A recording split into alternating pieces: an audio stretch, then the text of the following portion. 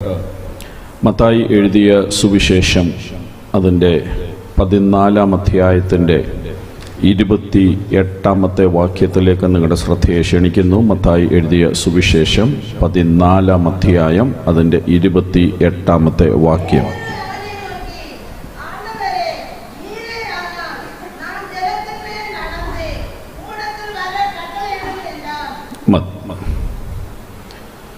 വളരെ ഒത്തിരി പ്രാവശ്യം നമ്മൾ പ്രസംഗങ്ങൾ കേട്ടിട്ടുള്ള ഒരു വേദഭാഗമാണ് ഇന്ന് പകൽ കുറിവാക്യമായിട്ട് വായിച്ചത്. ഇതിനകത്തുകൂടെ ദൈവാത്മാവ് നമ്മളോട് ഇടപെടുവാൻ വളരെ പ്രാർത്ഥനയോടെ നമുക്ക് ദൈവസന്നിധിയിലായിരിക്കാം. ഞാൻ ഇന്നലെ പറഞ്ഞതുപോലെ പ്രാർത്ഥനയുടെ പ്രാധാന്യം, അല്ലെങ്കിൽ വ്യക്തിപരമായ പ്രാർത്ഥനയുടെ പ്രാധാന്യം എന്താണെന്ന് ഓർപ്പിക്കുവാൻ, അതിനെക്കുറിച്ച് വചനത്തിൽ കൂടെ ചില ചിന്തകൾ നിങ്ങൾക്കൊന്ന് കൈമാറുവാനാണ് ഞാൻ ദൈവകൃപയിൽ ശരണപ്പെടുന്നത്. തനിപ്പെട്ട ജപം அதனுடைய முக்கியத்துவம் என்னவென்றும் அதனுடைய மகிமை என்னவென்றும் தெரிகிறதுக்காக சில வேத சிந்தகள் உங்களோடு பங்கு வைக்கிறதுக்கு தான் இந்த காலையிலே தேவன் எனக்கு ഒരു നിയോഗം തന്നിരിക്കുന്നത്. ഈ വായിച്ച വേദഭാഗം നമുക്കെല്ലാവർക്കും നല്ലവണ്ണം അറിയാം. இந்த பகுதி உங்களுக்கு எல்லாருக்கும் நல்லா தெரியும். ஆண்டவராகிய இயேசு கிறிஸ்து தண்ணீர் மேல் நடந்து வருகிறதை பார்த்து பேதுரு சொன்ன வார்த்தை தான் நாம் அங்கே வாசிக்கிறது. அந்த சம்பவம் அங்கே என்ன நடக்கிறது அதெல்லாம் நீங்கள் ரொம்ப தவணை பிரசங்கமாக கேட்டிருக்கிறீங்க, வாசித்திருக்கிறீங்க. அதனால் உங்களுக்கெல்லாம் அது நல்லா தெரியும். ஆனால் நான் இந்த காலையில் அந்த வேத பகுதியில் இருந்து சொன்ன மாதிரி தனிப்பட்ட ஜெபத்தின் மகிமை அல்லங்கள் அது எதுக்கு அது தேவையாக இருக்குது என்றதை உங்களுக்கு சொல்லிக் கொடுக்கிறதுக்கு தான் விருப்பப்படுகிறது.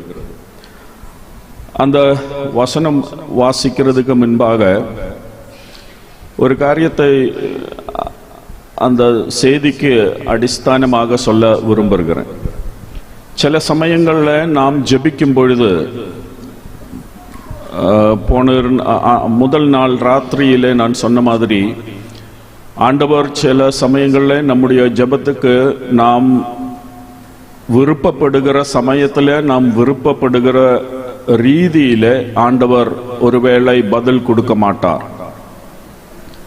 அது ஏன் ஆண்டவர் அந்த மாதிரி கொடுக்க மாட்டார் என்று நாம் முதல் ராத்திரியிலே பார்த்தோம். ஆனால் இன்னைக்கு பகலில் நான் சொல்ல போகிறது, அப்படி ஆண்டவர் பதில் கொடுக்காமல் இருந்தால், நாம் சில சூழ்நிலையிலே ஆகும் பொழுது, சில பிரச்சனைகளிலே நாம் ஆயிருக்கும் பொழுது, நம்ம எவ்வளோ ஜெபித்துட்டும் எவ்வளோ உபவசிச்சுட்டும் நமக்கு ஜபத்தின் மறுபடி லபிக்காமல் இருக்கும் பொழுது நாம் மனது மடுத்து போகக்கூடாது. மனது மடுத்து போகாத வேற ஒரு ஜெபம் அந்த நேரத்தில் செய்ய முடியும். அதைத்தான் இன்னைக்கு உங்களுக்கு இந்த வேத பகுதியில் இருந்து காட்டித்தருவதற்காக நான் விருப்பப்படுகிறது. தேவன் கொடுத்த ஒரு செய்தி அதுதான். ஏனென்றால் ஏறிய மக்கள் ஜெபத்துக்கு பதில் கிடைக்காமல் போகும்போது அவர்கள் மனது மடுத்து போகும். அப்போ அவர் அப்படியே ஜெபத்தை நிறுத்தி விடுவாங்க. ஆனால் ஜெபத்தை நிறுத்தி விடாமல் வேற ஒரு ஜெபம், நீங்க கேட்டுக்கொண்டு இருந்த விஷயத்தை விட மற்றொரு ஜெபம் உங்களுக்கு அந்த நேரத்தில் செய்ய முடியும். அதுதான் நம்ம இன்னைக்கு பார்க்க போகிறது. இந்த பகுதி அதை புரிகிறதுக்காக இங்க நடக்கிற சம்பவம் என்னவென்று நாம் அதனுடைய ஆரம்பத்தில் இருந்து, அதாவது 22வது வசனத்தில் இருந்து நாம் பார்க்க போகிறோம். அங்கே இருந்து ஒவ்வொரு வசனமாக நம்ம ചിന്തിച്ച് നമ്മൾ താഴോട്ട് 28-ാം വാക്യത്തിലേക്ക് വരാം. 22ാമത് വസനം മുതൽ വാസിக்கலாம்.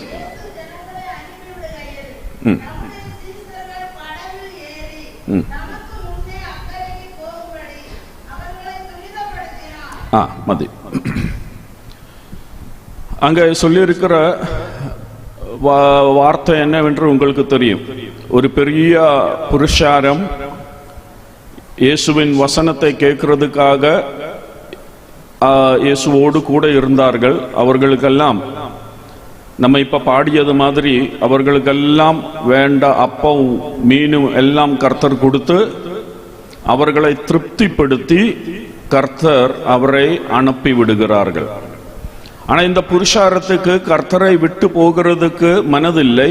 ஏனென்றால் அவரோடு கூட இருக்கும் பொழுது அவர்களுக்கு அது ரொம்ப அனுகிரகமாக இருக்கிறது, ஆசீர்வாதமாக இருக்கிறது. அதனால கர்த்தரை விட்டு போகிறதுக்கு அவர்களுக்கு மனசில்லை. ஆனால் கர்த்தர் அவர்களோடு சொல்லுகிறார்கள், நீங்கள் போகணும். அப்படி அந்த புருஷாரத்தை கர்த்தர் அனுப்பி விடுகிறார்கள். அவர்கள் வீடுகளுக்கு திருப்பி போகிறதுக்காக அவர்களை அனுப்பி விடுகிறார்கள். அது இந்த புருஷாரத்தை விடுற கூட்டத்தில் ஆண்டவர் வேற ஒரு காரியம் கூட செய்கிறார்.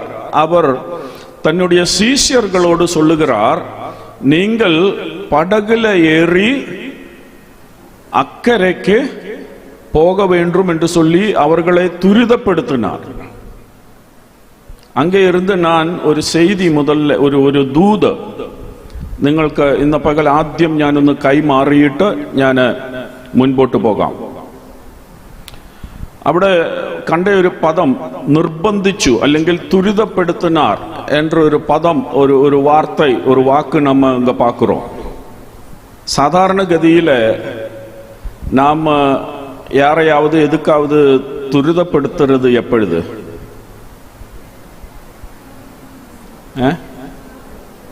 கேட்க முடியல, சத்தமா சொல்லுங்க.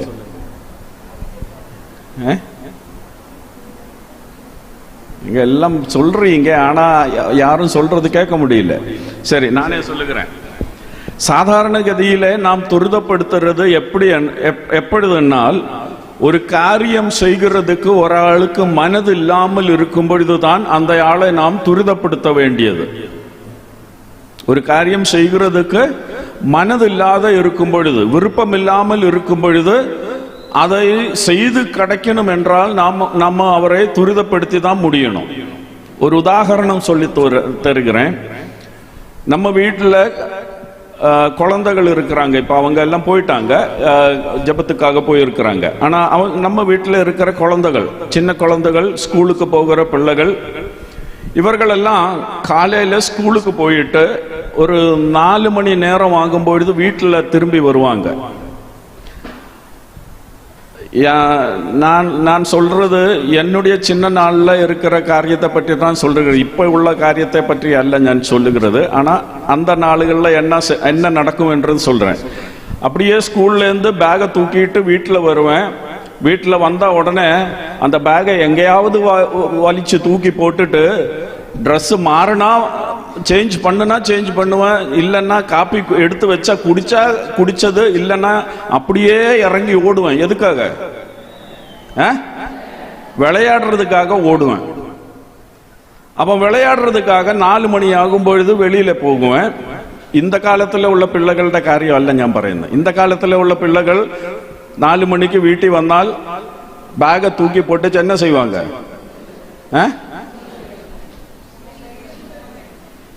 மொபைல் எடுப்பாங்க. அவங்க வெளியில போறது இல்லை. அவங்க எல்லாம் உள்ள இருந்து மொபைலை வச்சு விளையாடிட்டே இருப்பாங்க. வெளியில போகிறது ஆனா எங்க நாள்ல ஒன்றும் அந்த மொபைல் ஒன்றும் இல்லை. அதனால வெளியில போய் தான் ஆகணும், ஏதாவது விளையாடணும்னா. அப்ப நாங்க வெளியில போய் விளையாடுவேன். ஒரு 2 மணி நேரம் விளையாட்டு அப்படியே எல்லா நண்பர்களோடெல்லாம் சேர்ந்து விளையாடி கொண்டு இருக்குது. ஒரு 6 மணி ஆகும் பொழுது அம்மாவோட சத்தம் கேட்கல. டே வாடா. முதல்ல அம்மா கூப்பிடும் போது வருவேனா? வரமாட்டேன். அப்புறம் 2வதும் கூப்பிடுவாங்க, வருவேனா? இல்ல. அப்புறம் 3வது அம்மா ஒரு இங்க இது மாதிரி ஒரு வடி இருக்கு, அந்த வடியை எடுத்துட்டு அம்மா வருவாங்க. அம்மா வந்து 2 அடி கொடுத்து தான் உள்ள போவேன். அப்பதான் உள்ள வருவேன், திரும்பி வருவேன். திரும்பி வந்த உடனே அம்மா என்ன சொல்லுவாங்க?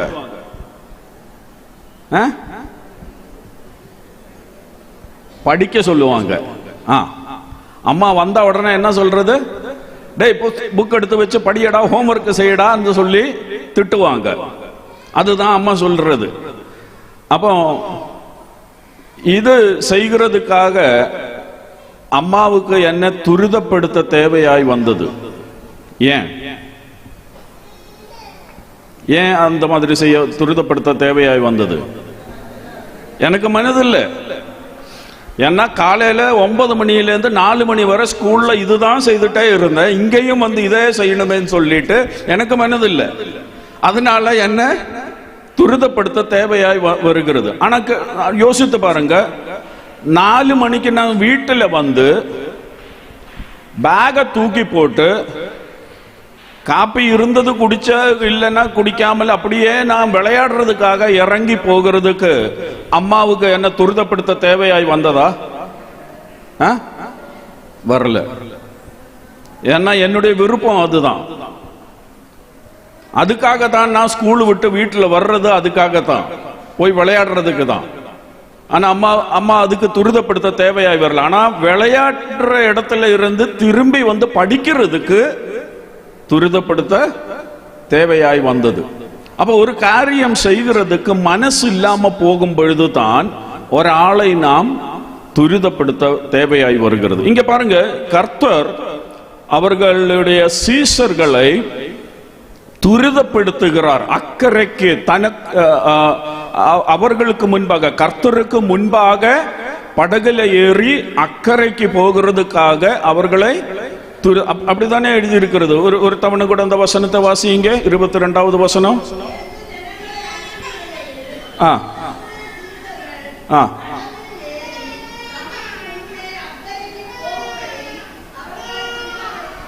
தமக்கு முன்னே அக்கறைக்கு போகிறதுக்கு அவர்களை துரிதப்படுத்தினார் என்று எழுதியிருக்கிறார். அப்ப ஏன் இந்த சீஷர்களை துரிதப்படுத்த தேவையாய் வந்தது?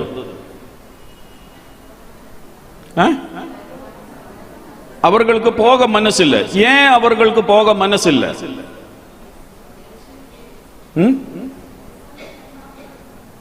அதனுடைய மறுபடி அந்த வசனத்திலே இருக்கு. நீங்க கொஞ்சம் கூட கவனிச்சு பாருங்க. இப்படித்தான் வசனத்தை படிக்க வேண்டியது.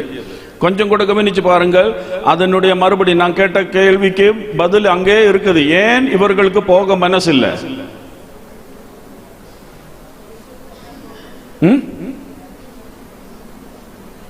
கேட்க முடியல. அவர்கள் என்ன சொன்னார்? இயேசு என்ன சொன்னார்? தனக்கு அவர்களுக்கு முன்பாக அவர் சொன்னதன் அர்த்தம் என்ன? இயேசு அவர்களோடு கூட போக போறாரா? இல்ல. அதுதான் இயேசு சொன்னது. எனக்கு முன்னாக நீங்கள் படகுல ஏறி அக்கறைக்கு போகணும் என்று சொல்லும் பொழுது சீஷியர்களுக்கு புரிந்து விட்டது, இயேசு அவர்களோடு கூட வர்றதில்லை. அதனால தான் அவர்களுக்கு போக மனதில்லாமல் போயது. அவர்களுக்கு மனதில்லாமல் போனதினால் இயேசுவுக்கு அவர்களை துரிதப்படுத்த தேவையாய் வந்தது. ஏனென்றால் இயேசுவுக்கு கட்டாயமாக ஒரே நிர்பந்தம், இயேசு இல்லாமல் இவர்கள் படகுல ஏறி போகணும் என்றது യേശുവിൻ ചിന്ത. യേശു അങ്ങനെയാ കണക്ക് കൂട്ടിയത്. യേശുവിന്റെ ആവശ്യം ഇവര് പടക് കയറി പോകണം, പക്ഷെ യേശു കൂടെ പോകത്തില്ല. അപ്പൊ ഇവർക്ക് പോകാൻ മനസ്സുമില്ല, കാരണം യേശു കൂടെ ഇല്ല. അതുകൊണ്ട് യേശുവിന് അവരെ നിർബന്ധിക്കേണ്ടി വന്നു. അപ്പം ഞാൻ പറയാൻ വന്ന ഒന്നാമത്തെ ദൂത്, ഈ ദിവസങ്ങളിൽ നിങ്ങളിൽ ചിലരെ കർത്താവ് ചില കാര്യങ്ങൾക്ക് വേണ്ടി നിർബന്ധിക്കാൻ പോകുകയാണ്, துரிதப்படுத்த போகிறார். உங்களில் சிலர்களை கர்த்தர் இந்த நாள்களிலே சில காரியங்கள் செய்கிறதுக்காக துரிதப்படுத்த போகிறார். அந்த மாதிரி துரிதப்படுத்தும் பொழுது ஒருவேளை உங்களுக்கு அது செய்கிறதுக்கு விருப்பம் இருக்காது. ஆனால் ஆண்டவர் உங்கள் உள்ளத்திலே அது செய்கிறதுக்காக ஒரு யோசனை தந்தால் ஆண்டவர் அது செய்ய வேண்டும் என்று உங்களை துரிதப்படுத்தினால் நீங்கள் அது செய்துதான் முடியணும். அது நீங்கள் செய்யும் பொழுது அதன் கடைசியில ஒரு பெரிய காரியம் நடக்கும். அது இந்த செய்தியின் கடைசியில நான் வரும்பொழுது சொல்லுகிறேன். ஆண்டவர் ஏன் இவர்களை இந்த மாதிரி துரிதப்படுத்தினார் என்றால், ஒரு காரியம், அவர்களுக்கு போக மனசில்லை. ஆனால் அதை விட இயேசு அதுக்காக கட்டாயமாக இவர்களை துரிதப்படுத்தினதன் காரணம் என்னவென்று சொன்னால், இவர்களுக்குள்ள ஒரு புதிய காரியத்தை இவர்களுக்கு கத்து கொடுக்கிறதுக்காகத்தான் ஆண்டவர் இந்த பயணத்திலே அவர்களோடு கூட போகாமல் அவர்கள் படகு ஏறி போக வேண்டும். ஆண்டவர் போக மாட்டார், இயேசு போக மாட்டார் என்று சொல்லி ஆண்டவர் அதுக்காக அந்த மாதிரி கட்டாயமாக அவர்களை துரிதப்படுத்தினது ஒரு புதிய காரியம் அவர்களுக்கு கத்து கொடுக்கிறதுக்கு தான். அது என்னவென்று நான் கடைசியிலே சொல்லுகிறேன். அப்ப ஆண்டவர் உங்களை துரிதப்படுத்தும் பொழுது விருப்பம் இல்லாமல் இருந்தால் கூட நீங்க அது செய்கிறதுக்கு தயாராக வேண்டும். ஆண்டவரே, எனக்கு அது விருப்பம் இல்லை. நான் ஒரு உதாரணம் சொல்லுகிறேன், உங்களுக்கு புரிகிறதுக்காக ஒரு உதாரணம் சொல்லுகிறேன். ஒருவேளை உங்க வீட்டு பக்கத்துல இல்லைன்னா உங்க குடும்பத்தில் இருக்கிற உங்க ஃபேமிலியில இருக்கிற யாராவது அவங்க விசுவாசத்துல இல்லை, ஆனால் ரொம்ப நாளுகளாக நீங்க அவர்களுக்காக ஜெபித்து கொண்டே இருக்கிறீங்க. அவங்களும் ஆண்டவரை தெரிகிறதுக்காக, ஆண்டவரை ஏற்றுக்கொள்கிறதுக்காக நீங்கள் ஜெபித்து கொண்டே இருக்கிறீங்க. நீங்க அடிக்கடி அவங்கள போய் சந்தித்து கொண்டே இருக்கிறீங்க. அவங்க வீட்டில் போறீங்க, அவங்களோடு போய் அவங்க கூட போய் உட்கார்ந்து நீங்க ஜெபிக்கிறீங்க, வசனத்தை சொல்லி கொடுக்குறீங்க. உங்களுக்கு தெரிகிற அளவுக்கு நீங்க இதெல்லாம் செய்து கொண்டே இருக்கிறது. ஆனா அவங்க கொஞ்சம் கூட இந்த வசனத்தை ஏற்றுக்கொள்ளுகிறது இல்லை. அப்புறம் கடைசியிலே அவங்களுக்கு கோபம் வந்துட்டு ஒரு நாள் அவங்க சொன்னாங்க, நீ இங்க வர்றதெல்லாம் நல்லதுதான், எனக்கு அதுல பிரச்சனை இல்லை, ஆனால் இன்னும் அடுத்த தவணை நீ இதை சொல்லிட்டு இங்க வந்தா உன் முட்டுக்காலை நான் தள்ளி உடைச்சு விடுவேன். குலசேகரத்தில் இருக்கிறவங்க ஒன்றும் அப்படி சொல்ல மாட்டாங்க, கேரளாவில் இருக்கிறவங்க எல்லாம் அப்படி சொல்லுவாங்க. അടുത്ത പ്രാവശ്യം നീ ഇനി ഇതും പറഞ്ഞുകൊണ്ട് ഇവിടെ വന്നാൽ നിന്റെ മുട്ടുകാല് ഞാൻ തല്ലി ഒടിക്കും എന്ന് എന്നോട് പറഞ്ഞു. இதை கேட்டுட்டு ரொம்ப வருத்தத்தோட நான் போயிருந்து, ஆண்டவரே நான் என்ன செய்ய வேண்டும், நான் இவ்வளோ நாளா ரொம்ப ஆத்மார்த்தமாக அவர்களுக்காக நான் ஜெபித்தேன், அவர்களோட வசனம் சொல்லி கொடுத்தேன், இதெல்லாம் நான் செய்தேன். ஆனால் இப்போ அவங்க சொல்றாங்க இன்னும் நான் சுவிசேஷம் இல்லைன்னா ஆண்டவரை பற்றி சொல்லுகிறதுக்காக இன்னும் நான் அங்க போகக்கூடாது என்று சொல்லி அவங்க എന്നെ വെരുട്ടി വിട്ടിരിക്കുകയാണ് എന്നൊക്കെ പറഞ്ഞ് ഞാൻ വിഷമിച്ചിങ്ങനെ ഇരിക്കുമ്പോൾ ഒരു 2 ദിവസം കഴിയുമ്പോൾ 2 നാൾ പൊറുത്ത് ആണ്ടവർ എന്നോട് சொல்லுகிறார், நீ திரும்பவும் அங்க போ. போக மனசு இருக்குமா? போக மனசு இருக்குவா? இருக்காது.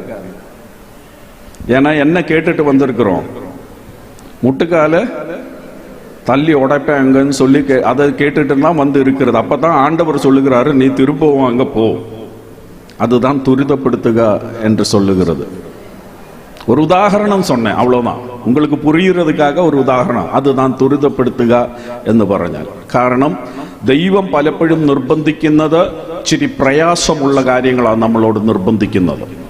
പക്ഷെ ഞാൻ ഇന്ന് പകൽ ആത്മാവിൽ പറയുകയാ, നിങ്ങളിൽ ചിലരെ ചില കാര്യങ്ങൾക്ക്, അതെന്തായിരിക്കുമെന്ന് എനിക്കറിയത്തില്ല, ഏത് കാര്യത്തിലാണെന്നൊന്നും എനിക്കറിയത്തില്ല, പക്ഷെ ദൈവാത്മാവ് നിങ്ങളെ ചില കാര്യങ്ങൾക്ക് വേണ്ടി പ്രയാസമുള്ള കാര്യം ചെയ്യാനായിട്ട് നിങ്ങളെ നിർബന്ധിക്കുമ്പോൾ നിങ്ങളത് ഏറ്റെടുക്കണം.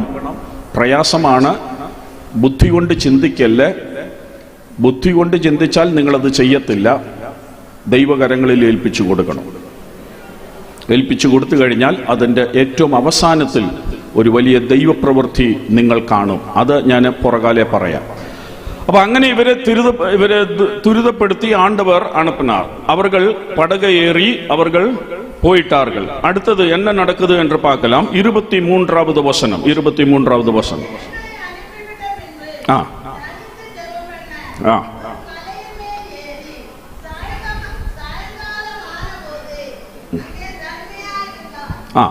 അപ്പം ജനത്തെ എല്ലാം அனுப்பிவிட்டார். சீசியர்களை படகு ஏறி அக்கறைக்கு போகிறதுக்காக அனுப்பிவிட்டார். இவர்களை எல்லாம் விட்ட பிறகு இயேசு என்ன செய்தார்? தனிமையாக இருந்து ஜெபிக்கிறதுக்காக மலை மேலே ஏறி போனார். தனிமையான ஜெபம். பாருங்கள், இயேசுவின் வாழ்க்கையிலே, ஊழிய வாழ்க்கையிலே அவர்கள் ആലയത്തിനകത്ത് വന്ന് പ്രാർത്ഥിച്ചിട്ടുണ്ട്. പുരുഷാരത്തിന്റെ കൂടെ ഇരുന്ന് യേശു പ്രാർത്ഥിച്ചിട്ടുണ്ട്. ശിഷ്യന്മാരുടെ കൂടെ ഇരുന്ന് യേശു പ്രാർത്ഥിച്ചിട്ടുണ്ട്. വീടുകളിൽ ചെന്ന് യേശു പ്രാർത്ഥിച്ചിട്ടുണ്ട്. ഇതെല്ലാം യേശു ചെയ്തിട്ടുണ്ട്. പക്ഷേ യേശുവിന് ഏറ്റവും പ്രധാനം ഒറ്റയ്ക്കിരുന്ന് പിതാവിന്റെ അടുക്കൽ ഇരുന്ന് പ്രാർത്ഥിക്കുന്നതായിരുന്നു യേശുവിന് ഏറ്റവും പ്രധാനം. അത് ഏനെന്നാൽ പിതാവുമായി താൻ ജപിக்கிற நேரத்தில் அடுத்த நாள் என்ன செய்ய வேண்டும் என்றதை தேவனாய பிதாவான தேவன் அவர்களுக்கு சொல்லி கொடுக்கிறதை அறிந்து கொண்டுதான் அடுத்த நாளின் ஊழியத்தை என்ன செய்ய வேண்டும் என்று சொல்லி இயேசு அப்படியே முன்போட்டு போய் கொண்டிருந்தது. அதனால தனிப்பட்ட ஜெபம் இயேசுவுக்கு ரொம்ப முக்கியமான ஒரு காரியம். நான் இன்னைக்கு காலையில தனிப்பட்ட ஜெபம் ஏன் நம்ம செய்ய வேண்டும் என்றதை பற்றி சொல்லித்தரப் போகிறேன். ഇന്നലെ ഞാൻ പറഞ്ഞു, പ്രാർത്ഥനയിൽ എങ്ങനെയാ ദൈവശബ്ദം കേൾക്കുന്നത് എന്ന് ഞാൻ പറയാം എന്ന് പറഞ്ഞു. അതും ഞാൻ ഈ കൂട്ടത്തിൽ പറയാം. ഒരല്പസമയം നമ്മൾ ഈ ഭാഗം വിട്ട് ഒന്ന് പോകാൻ പോകുകയാണ്. പ്രാർത്ഥനയുടെ പ്രാധാന്യം പറയാൻ പോകുകയാണ്. ഞാനിത് ഒരല്പസമയം മലയാളത്തിൽ തന്നെ മാത്രം പറയാൻ പോവുക. കാരണം ഞാൻ ഇതിൻ്റെ ഇടയ്ക്ക് തമിഴ് പറയാൻ പോയാൽ ചിലപ്പോൾ എനിക്ക് ആ ഒഴുക്ക് നഷ്ടപ്പെടും. അപ്പോൾ അതുകൊണ്ട് ഞാൻ മലയാളത്തിൽ മാത്രം അങ്ങ് പറയാൻ പോവുക. ഈ ഒറ്റയ്ക്കുള്ള പ്രാർത്ഥന നമ്മുടെ ജീവിതത്തിൽ നമ്മൾ ഏതെങ്കിലും ഒരു വിഷയത്തിൻ്റെ നടുവിൽ ദൈവശബ്ദം കേൾക്കാൻ ആഗ്രഹിച്ചാൽ നമുക്ക് രണ്ട് വഴികളുണ്ട്. പ്രധാനമായിട്ട് രണ്ട് വഴികൾ, വേറെയും വഴികൾ ഉണ്ടായേക്കാം, പക്ഷെ പ്രധാനമായിട്ട് രണ്ട് വഴികളുണ്ട്. ഞാൻ എൻ്റെ ജീവിതത്തിൻ്റെ അനുഭവത്തിൽ നിന്ന് പറയുകയാണ്. എനിക്ക് ഒരു തീരുമാനമെടുക്കണമെങ്കിൽ ഞാൻ ജോലി ചെയ്തുകൊണ്ടിരുന്ന ഒരാളായിരുന്നു ഒരു സമയത്ത്. അപ്പം അങ്ങനെ ഇരുന്നപ്പോൾ എൻ്റെ ഉള്ളിൽ ഒരു ചിന്ത വന്നു, ജോലി വിട്ടിട്ട് പൂർണ്ണ സമയം കർത്താവിൻ്റെ വേലയ്ക്ക് വേണ്ടി ഇറങ്ങണം എന്നുള്ളൊരു ചിന്ത വന്നു. അപ്പം ആ ചിന്ത ഉള്ളിൽ വന്നപ്പോൾ ഇത് ശരിക്കും ദൈവത്തിൻ്റെ ആലോചനയാണോ അതോ എൻ്റെ തോന്നലാണോ എന്ന് എനിക്ക് ഉറപ്പ് വരുത്തണം. അത് കൺഫേം ചെയ്യണം. അപ്പോൾ ഉറപ്പ് വരുത്താൻ ഞാൻ നോക്കിയപ്പോൾ രണ്ട് മാർഗമുണ്ട്. ഒന്ന്, എനിക്ക് ഏതെങ്കിലും നല്ല ദീർഘദർശിയായ പ്രവചനപരമോ വെളിപ്പാടോ ഉള്ള ഏതെങ്കിലും എനിക്കറിയാവുന്ന, എനിക്ക് വിശ്വാസമുള്ള ഏതെങ്കിലും ദൈവദാസന്റെ അടുക്കൽ ഈ വിഷയം പറഞ്ഞിട്ട് അവര് പ്രാർത്ഥിച്ചിട്ട് എന്നോട് ആലോചന പറയാം. ഞാനിപ്പോൾ ഉദാഹരണത്തിന് ഞാൻ പറയാം. ഞാൻ റാന്നിയിലാണ് താമസിക്കുന്നത്, പത്തനംതിട്ടയിൽ. അപ്പം എൻ്റെ മനസ്സിൽ ഇങ്ങനെ ഒരു ചിന്ത വന്നപ്പോൾ ഞാൻ വിചാരിച്ചു, കുലശേഖരത്ത് സെൽവിൻ പാസ്റ്ററിൻ്റെ അടുക്കൽ പോയി പ്രാർത്ഥിക്കാം. സെൽവിൻ പാസ്റ്ററിൻ്റെ അടുക്കൽ പോയി പ്രാർത്ഥിച്ചാൽ അദ്ദേഹം കൃത്യമായിട്ട് ദൈവത്തിൻ്റെ ആലോചന പറയും. അപ്പം ഞാൻ രാവിലെ 4 മണിക്ക് അവിടുന്ന് ബസ് കയറി 10 മണിയായപ്പോഴത്തേന് കോടിയൂര് സെൽവിൻ പാസ്റ്ററിൻ്റെ വീടിൻ്റെ അവിടെ എത്തി. 4 മണിക്ക് ബസ് കയറി 10 മണിയായപ്പം അവിടെ വീട്ടിലെത്തി. എത്ര മണിക്കൂർ എടുത്തു?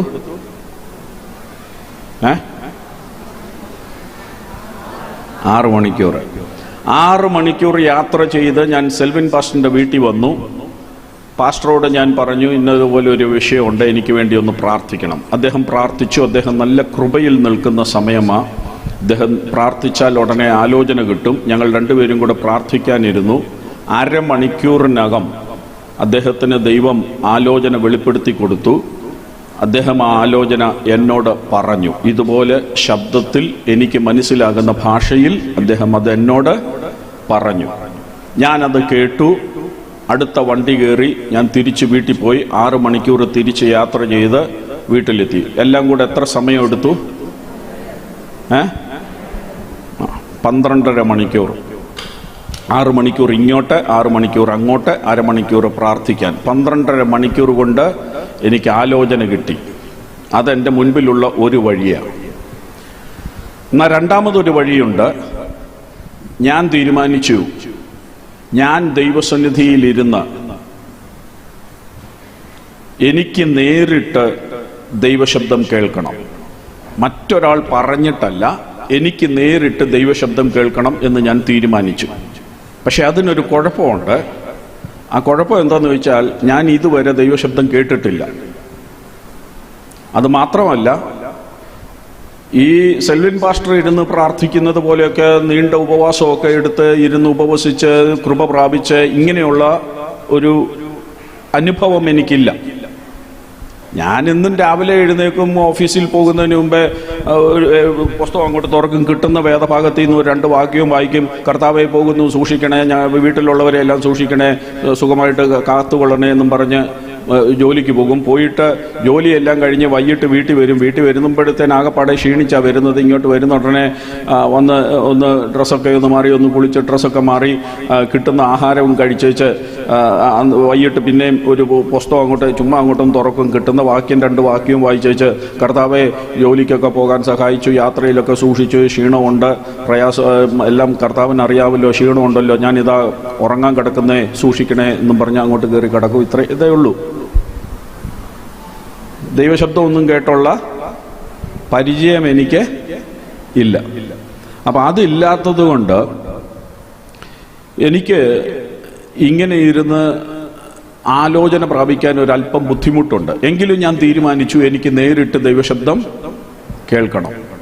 അപ്പം അതുകൊണ്ട് ഞാൻ കുറച്ച് ദിവസം അവധി എടുക്കാൻ തീരുമാനിച്ചു. അവധി എടുത്ത് ഒരു 7 ദിവസം ഇരുന്ന് പ്രാർത്ഥിക്കാൻ തീരുമാനിച്ചു. അപ്പം ആദ്യത്തെ ദിവസം ഞാൻ പ്രാർത്ഥിക്കാൻ കയറിയിരുന്നു. ഞാൻ തന്നെ ഒറ്റയ്ക്ക് പ്രാർത്ഥിക്കാൻ കയറിയിരുന്ന് കുറച്ചു നേരമൊക്കെ പ്രാർത്ഥിക്കാൻ ശ്രമിച്ചു. പക്ഷേ ഒരു ഏകാഗ്രതയൊന്നും കിട്ടുന്നില്ല. കാരണം അങ്ങനെ ഒരു ശീലമില്ല, അങ്ങനെ ഒരു പരിചയമില്ല. കുറച്ചു നേരമൊക്കെ ഇരുന്ന് കുറച്ച് സ്തോത്രമൊക്കെ പറഞ്ഞൊക്കെ ഒന്ന് നോക്കി, എന്നിട്ടും അങ്ങോട്ട് മനസ്സങ്ങോട്ട് ശരിയാകുന്നില്ല. അപ്പോഴത്തേന് ഫോൺ വരുന്നു, അത് വരുന്നു, ഇത് വരുന്നു. ആകെപ്പാടെ ഒരു വല്ലാത്തൊരു അസ്വസ്ഥത. പിന്നെ എങ്ങനെയോ ഒരു 3 മണിക്കൂറൊക്കെ തള്ളി നീക്കി അന്നത്തെ ദിവസം അങ്ങനെ അങ്ങ് കഴിച്ചു കൂട്ടി. രണ്ടാമത്തെ ദിവസം വീണ്ടും പ്രാർത്ഥിക്കാൻ കയറി. അന്ന് കയറി ഇതുപോലൊക്കെ കുറച്ചുകൂടൊക്കെ സമയം ഇരുന്നു. ഒരു 5 മണിക്കൂർ വരെയൊക്കെ ഇരുന്നു. മൂന്നാമത്തെ ദിവസം ഇരുന്നു. അന്നേരം ഒന്നും ദൈവശബ്ദം കേൾക്കുന്നില്ല. മൂന്നാമത്തെ ദിവസവും കയറിയിരുന്നു. അന്ന് കുറച്ചുകൂടെ ഇരുന്നു. ഒരു 7 മണിക്കൂർ വരെയൊക്കെ ഇരിക്കാൻ പറ്റി. കുറച്ചുകൂടൊക്കെ ഇരുന്ന് കഴിഞ്ഞു. പക്ഷേ ഇങ്ങനെ ഓരോ ദിവസവും അങ്ങോട്ട് നീങ്ങി 3, 4, 5, 6 ദിവസങ്ങൾ വരെ പോയി. ഈ ഓരോ ദിവസവും പോകും തോറും കുറച്ച് കൂടുതൽ സമയം ദൈവത്തോട് ചെലവഴിക്കാൻ പറ്റുന്നുണ്ട്. അത് മാത്രമല്ല, ആദ്യത്തെ ദിവസം ഇരുന്നതിനേക്കാൾ കുറച്ചുകൂടെ ഒരു ഏകാഗ്രത രണ്ടാമത്തെ ദിവസം കിട്ടി. മൂന്നാമത്തെ ദിവസമായപ്പോൾ കുറച്ചുകൂടെ ദൈവസാന്നിധ്യം അനുഭവിക്കാൻ പറ്റി. 4-ാമത്തെ ദിവസം കുറെ കൂടെ ദൈവസാന്നിധ്യം. ഇങ്ങനെ ഓരോ ദിവസവും അങ്ങോട്ട് പോകും തോറും ദൈവസാന്നിധ്യം നന്നായിട്ട് അനുഭവിക്കാൻ, കൂടുതലായിട്ട് അനുഭവിക്കാം. അങ്ങനെ 7-ാമത്തെ ദിവസം ദൈവം എന്നോട് സംസാരിച്ചു. നേരിട്ട് ദൈവം എന്നോട് സംസാരിച്ചു. അപ്പം എന്നോട് പറഞ്ഞു, നീ ജോലി രാജിവെച്ച് സുശേഷ വേലയ്ക്ക് ഇറങ്ങിക്കോളാൻ പറഞ്ഞു. അപ്പം ഈ ആലോചന കിട്ടാൻ എത്ര സമയം എടുത്തു?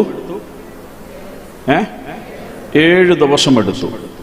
ആദ്യത്തെ രീതിയാണെങ്കിൽ എത്ര നേരം വേണം? 12.5 മണിക്കൂർ. അപ്പൊ ഇതിലേതാ നമുക്കിഷ്ടം? നമുക്കിതിലേതാ ഇഷ്ടം? ആദ്യത്തേതാ. നമുക്കെല്ലാം ഇഷ്ടം ആദ്യത്തേതാ. കാരണം 12.5 മണിക്കൂർ കൊണ്ട് കാര്യം നടന്നു. മറ്റേത് 7 ദിവസം കുത്തി ഇരുന്നിട്ടാ ആലോചന കിട്ടിയത്. പക്ഷെ ഇതിന് രണ്ടിനും ഒരു വ്യത്യാസമുണ്ട്. അതാണ് ഇനി ഞാൻ പറയാൻ പോകുന്നത്.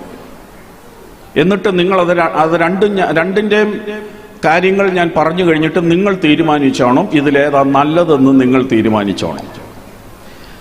ഈ ആദ്യത്തേതിന് സംഭവിക്കുന്ന എന്താന്ന് ചോദിച്ചാൽ, ഞാൻ എൻ്റെ വീട്ടിൽ നിന്ന് ഇറങ്ങുമ്പോൾ എൻ്റെ ഭാര്യ എന്നോട് ചോദിച്ചു എവിടെ പോവാ. ഞാൻ പറഞ്ഞു ഞാൻ കോടിയൂര് സെൽവിൻ പാസ്റ്ററിന്റെ വീട്ടിൽ പോവാ. എന്തോത്തിന് പോവാ? ഞാൻ പറഞ്ഞു ഇന്നതുപോലെ എനിക്കൊന്ന് പ്രാർത്ഥിക്കണം, ഒരു ദൈവാലോചന വേണം, അതിനുവേണ്ടി ഞാൻ പോവാന്ന് പറഞ്ഞു. ഓക്കെ, ഞാൻ വണ്ടി കയറി 6 മണിക്കൂർ യാത്ര ചെയ്ത് സെൽവിൻ പാസ്റ്ററിന്റെ വീട്ടിൽ വന്നു. ഇതിൻ്റെ ഇടയ്ക്കൊരു കാര്യം, ആത്മമണ്ഡലത്തിൽ ഒരു കാര്യം നടക്കും. അതെന്താണെന്ന് ചോദിച്ചാൽ, റാന്നിയിലെ പിശാചിന്റെ ദേശാധിപതി, അവിടുത്തെ ദേശാധിപതിയുടെ ഏജന്റായ പിശാച് ഞാൻ എൻ്റെ ഭാര്യയോട് പറഞ്ഞ വാക്ക് കേട്ടു, അവനത് പിടിച്ചെടുത്തു. കാരണം ഞാൻ എൻ്റെ ഭാര്യയോട് പറയുമ്പോൾ ഇതുപോലെ ശബ്ദത്തിലാണ് പറയുന്നത്. ആ വാക്ക് അവളുടെ ചെവിയിൽ എത്തുന്നതിന് മുൻപേ ഈ അന്തരീക്ഷത്തിൽ അത് വീഴും. അന്തരീക്ഷത്തിൽ വീണിട്ടാണ്, ഈ അന്തരീക്ഷത്തിൽ കൂടെ പാസ് ചെയ്താണ് അവളുടെ ചെവിയിൽ അത് എത്തുന്നത്. അപ്പം ഇത് ഈ അന്തരീക്ഷത്തിൽ കൂടെ പോകുന്ന സമയം ഈ ലോകത്തിന്റെ പിശാച് ഇത് പിടിച്ചെടുക്കും.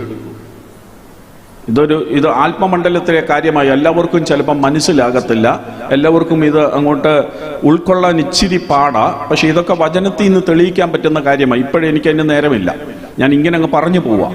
അപ്പൊ ഇത് ഇവിടെ കാതിൽ വീണപ്പോൾ, വീഴുന്നതിന് മുൻപ് തന്നെ പിശാചിന്റെ കയ്യിൽ ഈ വാർത്ത കിട്ടി. ഞാൻ എവിടെ പോവാ, എന്തിനു പോവാ, ആരുടെ അടുക്കൽ പോവാ എന്നെല്ലാം പിശാചിന് കിട്ടി. പിശാച് എന്തോ ചെയ്യുമെന്നറിയാമോ? റാന്നിയിലെ ദേശാധിപതി ആ വാർത്ത കോടിയൂരെ ദേശാധിപതിക്ക് കൈമാറും. ആകാശമണ്ഡലത്തിൽ കൂടെ കോടിയൂരെ ദേശാധിപതിക്ക് പിശാചിന്റെ തലവന്, കോടിയൂരെ പിശാചിന്റെ തലവന് ഈ വാർത്ത കൈമാറും. മാറിയിട്ട് പറയും, ഒരുത്തൻ റാന്നിയിൽ നിന്ന് സെൽവിൻ പാസ്റ്ററിന്റെ അടുക്കൽ പ്രാർത്ഥിക്കാൻ വരുന്നുണ്ട്, എന്താണ് അവിടെ നടക്കുന്നത് എന്ന് പിടിച്ചെടുത്ത് എന്നെ അറിയിക്കണമെന്ന് പറഞ്ഞ് അവർ തമ്മിൽ ഒരു എഗ്രിമെന്റ് ആകും. അത് നടക്കാൻ 2 സെക്കൻഡ് മതി. 2 സെക്കൻഡ് മതി.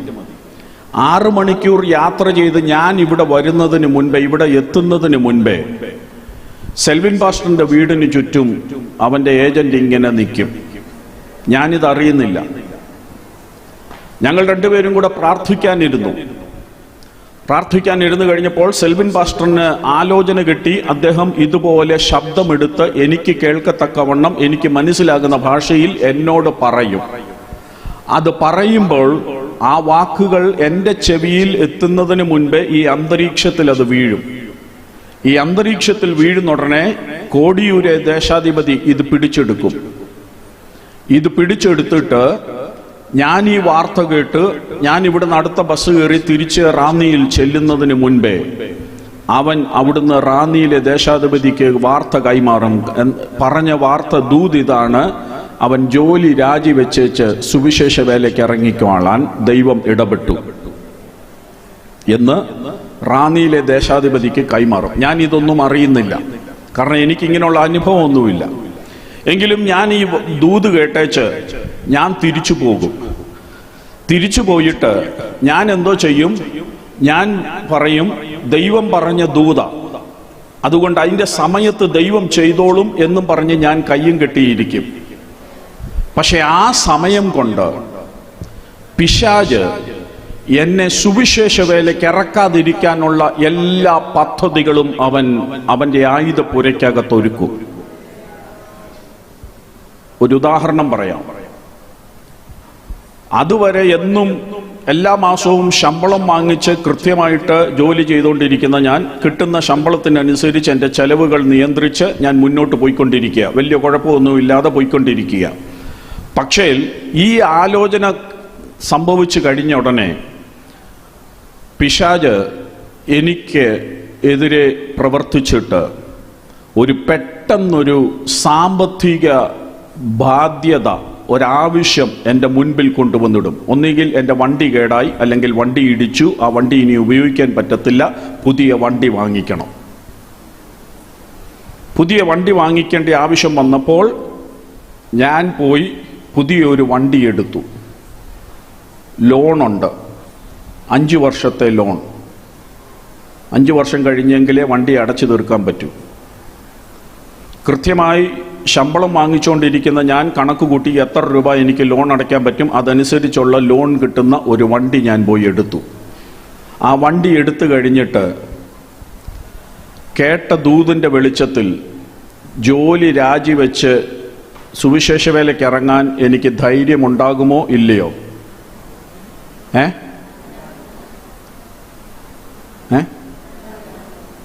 ഉണ്ടാകത്തില്ല. കാരണം പേടിയാ.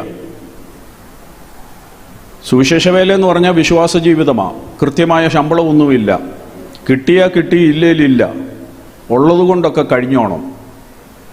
ലോൺ അടയ്ക്കണം. ഉള്ള ജോലി കളഞ്ഞേച്ച് രാജിവെച്ചേച്ച് ദൈവം തരുമെന്നും പറഞ്ഞ് സുവിശേഷ വേലയ്ക്ക് ഇറങ്ങിയേച്ച് അടുത്ത മാസം ലോൺ അടയ്ക്കാൻ പറ്റിയില്ലെങ്കിൽ വണ്ടി അവരെടുത്തുകൊണ്ട് പോകും. പിന്നെ ആകെ നാണക്കേടാണ്. അപ്പം ഈ പേടി അകത്ത് വരും.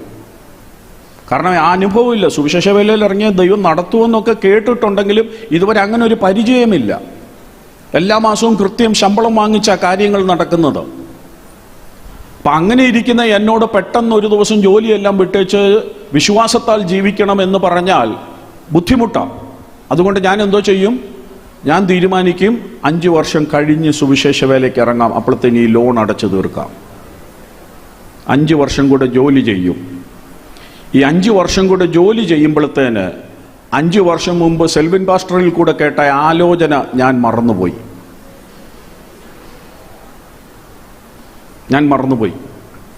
ഞാനത് മറന്നുപോയപ്പോൾ പിന്നെ 5 വർഷം കഴിഞ്ഞ് വീണ്ടും ഞാൻ എൻ്റെ പഴയ നിലയിൽ മുന്നോട്ട് നീങ്ങി. അവസാനം ഞാൻ ഇറങ്ങുന്നില്ലെന്ന് കണ്ടപ്പോൾ ദൈവത്തിന് പിന്നെ എന്നെ അടിച്ചും ഇടിച്ചും കുറച്ച് കഷ്ടവും നഷ്ടവും ഒക്കെ വരുത്തി പഴയ ആലോചന എന്നെ ഓർമ്മപ്പെടുത്തി. യാക്കോബിന് പറ്റിയത് നിങ്ങൾക്കറിയാമോ? യാക്കോബ് കല്ലൊക്കെ എടുത്ത് നാട്ടിയേച്ച് ഞാൻ ഇവിടെ ഇത് ദൈവത്തിൻ്റെ ആലയമാകുമെന്നൊക്കെ പറഞ്ഞ് അങ്ങ് പോയതാ. ലാബാൻ്റെ വീട്ടിൽ ചെന്ന് കഴിഞ്ഞ് കല്യാണമൊക്കെ കഴിച്ച് കഴിഞ്ഞപ്പോൾ പിന്നെ ആടും മാടും ഒക്കെ വർദ്ധിച്ചു കഴിഞ്ഞപ്പോഴത്തേന് യാക്കോബ് പഴയ ദൂതങ്ങ് മറന്നു. അപ്പോഴത്തേന് അവിടെ കഷ്ടങ്ങൾ തുടങ്ങിയപ്പോൾ ദൈവം വീണ്ടും ഇടപെട്ടേച്ച് പറഞ്ഞു, നീ പണ്ട് നാട്ടിയ ആ തൂണ് അവിടെ നീ മടങ്ങിപ്പോകണം എന്ന് ദൈവം ഓർപ്പിച്ചു. അപ്പോഴത്തേന് കുറേ കഷ്ടങ്ങളും നഷ്ടങ്ങളും ഒക്കെ സംഭവിച്ചു കഴിഞ്ഞു. ഇതുപോലെ ദൈവം എന്നെ പിന്നെ തട്ടി ഒരു 10 വർഷം കഴിഞ്ഞപ്പോഴത്തേന് ഇറങ്ങി. കാരണം ദൈവം പറഞ്ഞ ദൂതായതുകൊണ്ട് അത് നടക്കാതിരിക്കാൻ പറ്റത്തില്ല, അത് നടക്കും. പക്ഷേ പിശാചിനാകെ ചെയ്യാവുന്നത് അതിന് കാലതാമസം വരുത്താം എന്ന് മാത്രമേ ഉള്ളൂ. ദൈവമക്കൾ ഇത് മനസ്സിലാക്കണം. നമ്മളിൽ പലരും പല വാഗ്ദത്തങ്ങൾ കേട്ടിട്ടുണ്ട്, വാഗ്ദത്തങ്ങൾ പ്രാപിച്ചിട്ടുണ്ട്. പക്ഷെ അതെന്തുകൊണ്ടാണ് നടക്കാതെ പോകുന്നത്? നിങ്ങൾ ചിന്തിക്കും, ഇതെന്നേ നടക്കേണ്ടതായിരുന്നു, ഇതെപ്പോഴേ നടന്നു കഴിയേണ്ട ദൂതായിരുന്നു, പക്ഷെ ഇതുവരെ അത് നടന്നില്ലല്ലോ എന്നൊക്കെ നിങ്ങൾ പറയുമ്പോൾ ഇതിൻ്റെ പുറകിൽ സംഭവിക്കുന്നത് എന്താണെന്ന് നിങ്ങൾ മനസ്സിലാക്കണം.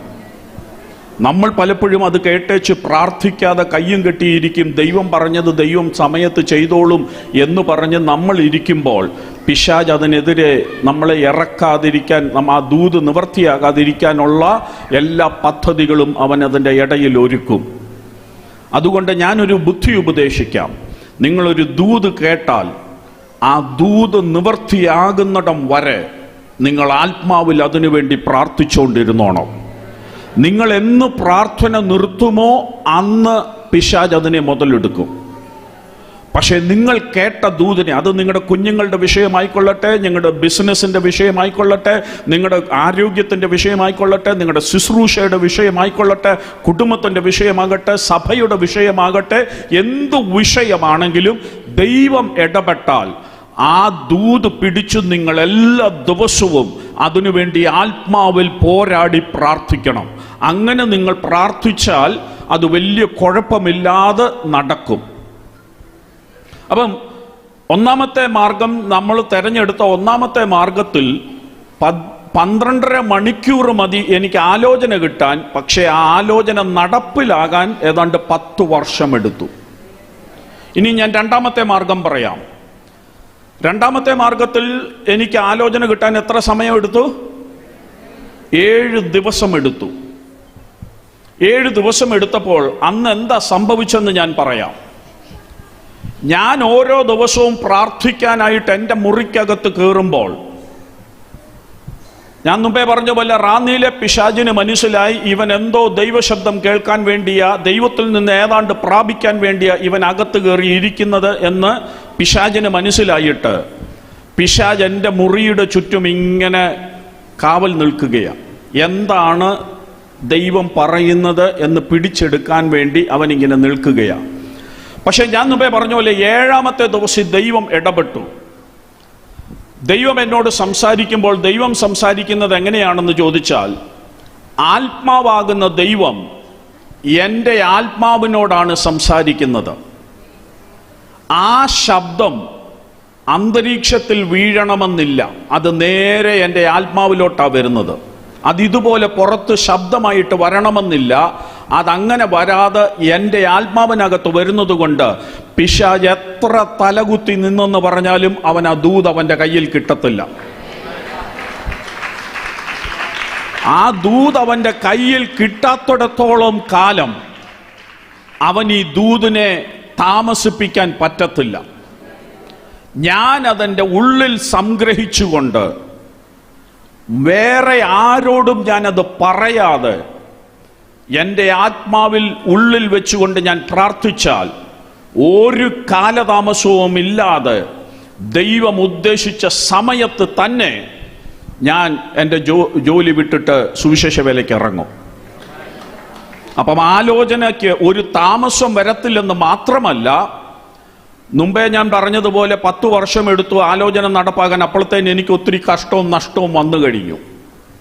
ആ കഷ്ടവും നഷ്ടവും ഒഴിവാക്കാം, ദൈവത്തിൻ്റെ സമയത്ത് ആലോചന നടക്കുകയും ചെയ്യും. അതുകൊണ്ട് ഞാൻ ഇന്ന് പകൽ നിങ്ങളെ പ്രബോധിപ്പിക്കുന്നത്, നിങ്ങളുടെ തനിപ്പെട്ട പ്രാർത്ഥനയിൽ നിങ്ങൾ ദൈവശബ്ദം കേൾക്കാൻ പഠിക്കണം. ഞാനിത് പറയുമ്പോൾ ചിലരെന്നെ തെറ്റിദ്ധരിക്കും. ഞാൻ ഇങ്ങനെ പറയുമ്പോൾ അവർ ഞാൻ വേറെ പലയിടത്തും ഇത് പഠിപ്പിച്ചിട്ടുണ്ട്. ഇത് പഠിപ്പിച്ചു കഴിഞ്ഞിട്ട് മീറ്റിംഗ് എല്ലാം കഴിഞ്ഞ് ഇറങ്ങി വരുമ്പോൾ എന്നോട് ചിലർ പറഞ്ഞിട്ടുണ്ട്, അപ്പോൾ പാസ്റ്റർ ആ പറഞ്ഞതിൻ്റെ സാരം പ്രവാചകന്മാരുടെ അടുക്കൽ പ്രാർത്ഥിക്കാൻ പോകല്ലെന്നല്ലയോ പറഞ്ഞത്? നിങ്ങൾ ആരെങ്കിലും അങ്ങനെ ചിന്തിച്ചോ?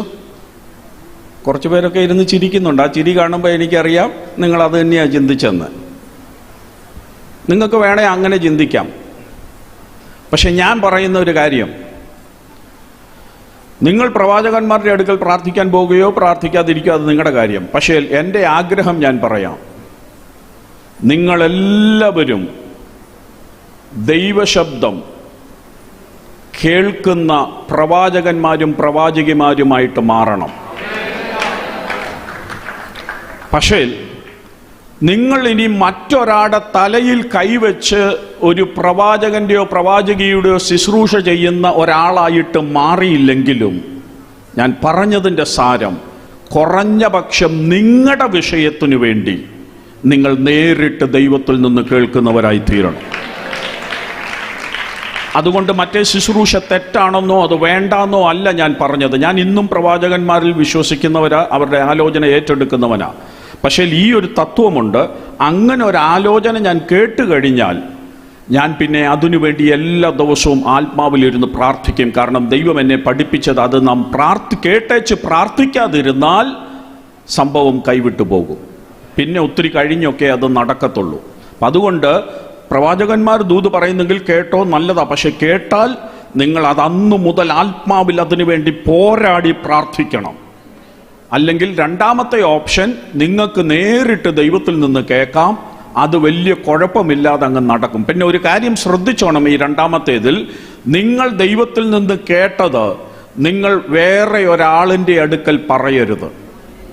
നിങ്ങളുടെ ഹൃദയത്തിൽ സംഗ്രഹിക്കണം. വേദപുസ്തകത്തിൽ അങ്ങനെ ചില വാക്കുകളുണ്ട്.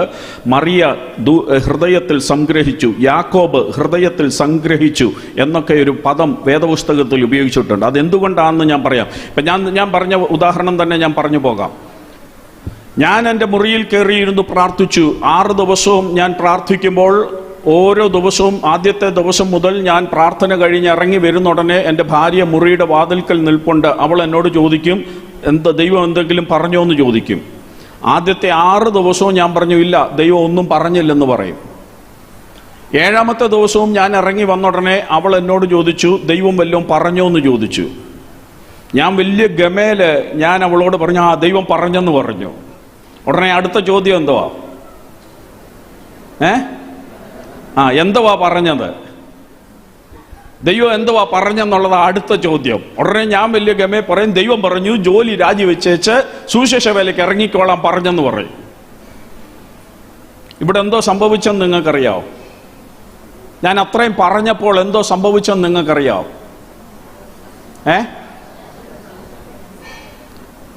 സാത്താന്റെ കയ്യിൽ അത് കിട്ടി. കാരണം ഞാനിത് പറഞ്ഞപ്പോൾ അവളുടെ ചെവിയിൽ എത്തുന്നതിന് മുൻപേ അന്തരീക്ഷത്തിലെ പ്രഭു ഇത് പിടിച്ചെടുത്തു. അപ്പം ഞാൻ ഈ 7 ദിവസം കുത്തിയിരുന്ന് നേരിട്ട് ദൈവത്തിൽ നിന്ന് പ്രാപിച്ചതും 12.5 മണിക്കൂർ മുടക്കി സെൽവിൻ പാസ്റ്ററിന്റെ അടുക്ക വന്നിരുന്ന് പ്രാർത്ഥിച്ച ഇപ്പോഴും തമ്മിൽ എന്തെങ്കിലും വ്യത്യാസമുണ്ടോ? ഇനിയും ഇല്ല. അതുകൊണ്ടാണ് ഞാൻ പറഞ്ഞത്, ദൈവത്തിൽ നിന്ന് നിങ്ങൾ നേരിട്ടൊരാലോചന കേട്ടാൽ രണ്ടാമതൊരു ചെവിയിൽ അതെത്തരുത്. നിങ്ങളുടെ അകത്തു വെച്ചുകൊണ്ട് നിങ്ങൾ പ്രാർത്ഥിച്ചോണം. ഞാൻ ഉറപ്പു തരാം, അതിനൊരു കാലതാമസവും ഇല്ലാതെ ആ ദൂത് നടക്കും. ഇനിയും ഞാൻ പറയാൻ പോകുന്നത് എങ്ങനെയാണ് ദൈവശബ്ദം കേൾക്കാനുള്ള നല്ലൊരു മാർഗം. പല വഴികളുണ്ട് ദൈവശബ്ദം കേൾക്കാൻ. പക്ഷെ എന്നെ ദൈവം പഠിപ്പിച്ച ഒരു കാര്യം ഞാൻ നിങ്ങൾക്കൊന്ന് പങ്കുവയ്ക്കാൻ പോകുകയാണ്. ലൂക്കോസിന്റെ സുവിശേഷം 11-ാം അധ്യായം അതിൻ്റെ 9-ാമത്തെ വാക്യം. ലൂക്കോസിന്റെ സുവിശേഷം 11-ാം അധ്യായം അതിൻ്റെ 9-ാമത്തെ വാക്യം.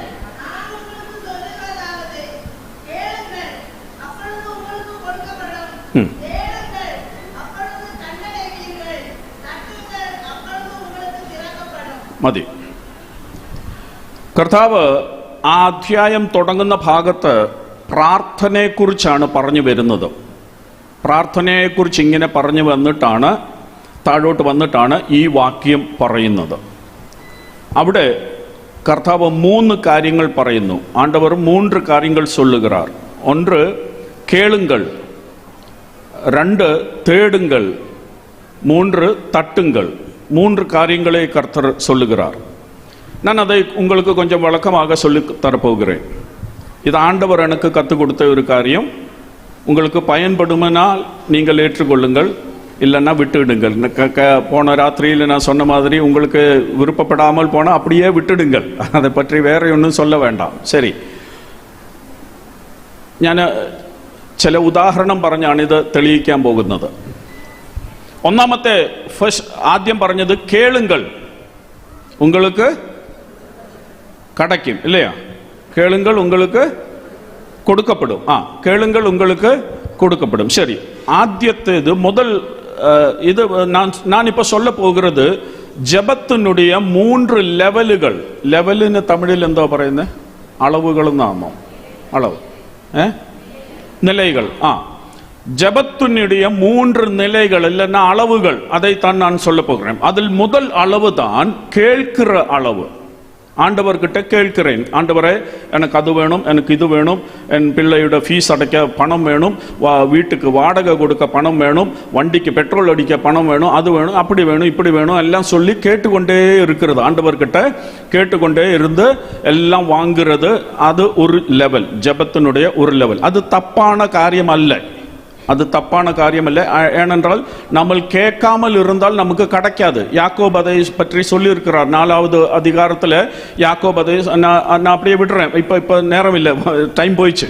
நீங்க வீட்டில் போய் வாசித்த போதும் 4வது அதிகாரத்தில் யாக்கோபு சொல்லு, நீங்க கேட்காததுனால் உங்களுக்கு கிடைக்காமல் போகுது என்ற மாதிரி ஒரு வசனத்தை அங்கே சொல்லியிருக்க. அப்ப கேட்கறது தப்பு இல்லை. ஆனா யாரு ஆவிக்குரிய வாழ்க்கையில யாருதான் இந்த மாதிரி கேட்கிறதை என்ற பற்றி நான் சொல்ல போகிறேன். அதுக்காக ஒரு உதாரணம் சொல்ல போகிறேன். கொஞ்சம் கவனிச்சுக்கொள்ளுங்க. சின்ன பிள்ளைகள் எல்லாம் கவனிச்சு கேட்கணும். இப்ப உங்க வீட்டில் ஒரு 2 வயசுள்ள ஒரு பிள்ளை இருக்குது என்று நினைங்க. 2 வயசுள்ள உங்க மகள். அந்த மகள் காலையில் ஒரு 10 மணி ஆன பொழுது அவளை தூங்கிட்டு இருந்தா. அப்போ நீங்கள் அந்த டைமில் கிச்சனில் போய் சமையல் எல்லாம் செய்து கொண்டு இருக்கிறீங்க. அம்மா சமையல் செய்து கொண்டே இருக்கிறாங்க. அந்த டைமில் பிள்ளை தூங்கி கொண்டு இருக்குது. நீங்கள் ஒரு 12 மணி ஆன பொழுது சமையல் எல்லாம் முடித்து மத்தியானத்துக்குள்ள ஆகாரம் எல்லாம் ரெடியாக்கி நீங்கள் பார்த்த பொழுது மணி 12 தான் ஆயிருக்கு. 1 மணிக்கு தான் நீங்கள் சாப்பிடுவீங்க. அதனால் 1 மணி நேரம் இருக்குது, ரெஸ்ட் எடுக்கிறதுக்கு 1 மணி நேரம் இருக்குதுன்னு சொல்லி நீங்கள் 12 மணிக்கு எல்லாம் முடித்து அப்படியே வந்து அந்த சோஃபாயில் கொஞ்ச நேரம் ரெஸ்ட் எடுக்கிறதுக்காக வந்து உட்கார்ந்தீங்க. நீங்கள் அங்கே வந்து உட்கார்ந்த உடனே உங்கள் 2 வயதுள்ள குழந்தை தூக்கத்தில் இருந்து எழுந்து வந்து, அம்மா எனக்கு பசிக்குது என்று சொன்னால், அன்பு இருக்கிற அம்மா என்ன செய்வாங்க?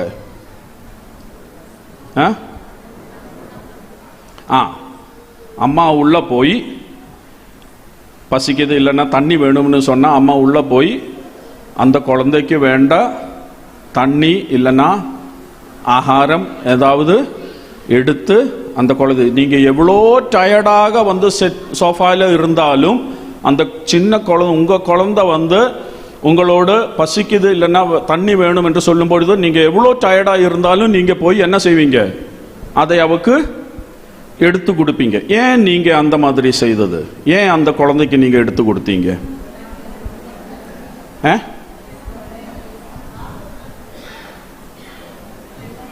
നിങ്ങൾ പറയുന്നതൊന്നും എനിക്ക് എൻ്റെ ചെവിക്ക് ഇച്ചിരി പ്രോബ്ലം ഉണ്ട്. ഞാനത് സമ്മതിക്കാം. അതെൻ്റെ കുഴപ്പമാണ്, നിങ്ങളുടെ കുഴപ്പമല്ല, എൻ്റെ കുഴപ്പമാണ്.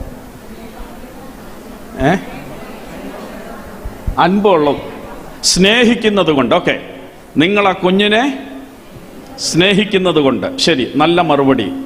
ഇനി വേറെ എന്തെങ്കിലും മറുപടി ഉണ്ടോ?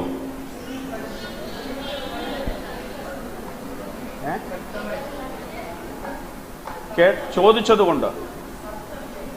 അത് നിങ്ങളുടെ കർത്തവ്യമാണ്, അതും നല്ല മറുപടി. ഓക്കെ, പിന്നെ ചോദിച്ചത് കൊണ്ട് നിങ്ങൾ എടുത്തു കൊടുത്തു. പിന്നെ വേറെ എന്തെങ്കിലും പറഞ്ഞു ഇവര്?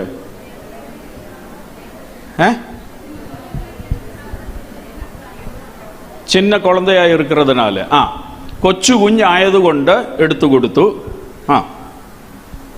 ഓക്കെ, നല്ല മറുപടിയാണ്. നിങ്ങൾ ഈ പറഞ്ഞതൊക്കെ നല്ല മറുപടി. ഇതെല്ലാം ഓർത്തിരുന്നോണം, അടുത്തതിൽ നമ്മൾ വീണ്ടും ഇത് ചിന്തിക്കാൻ പോവാം.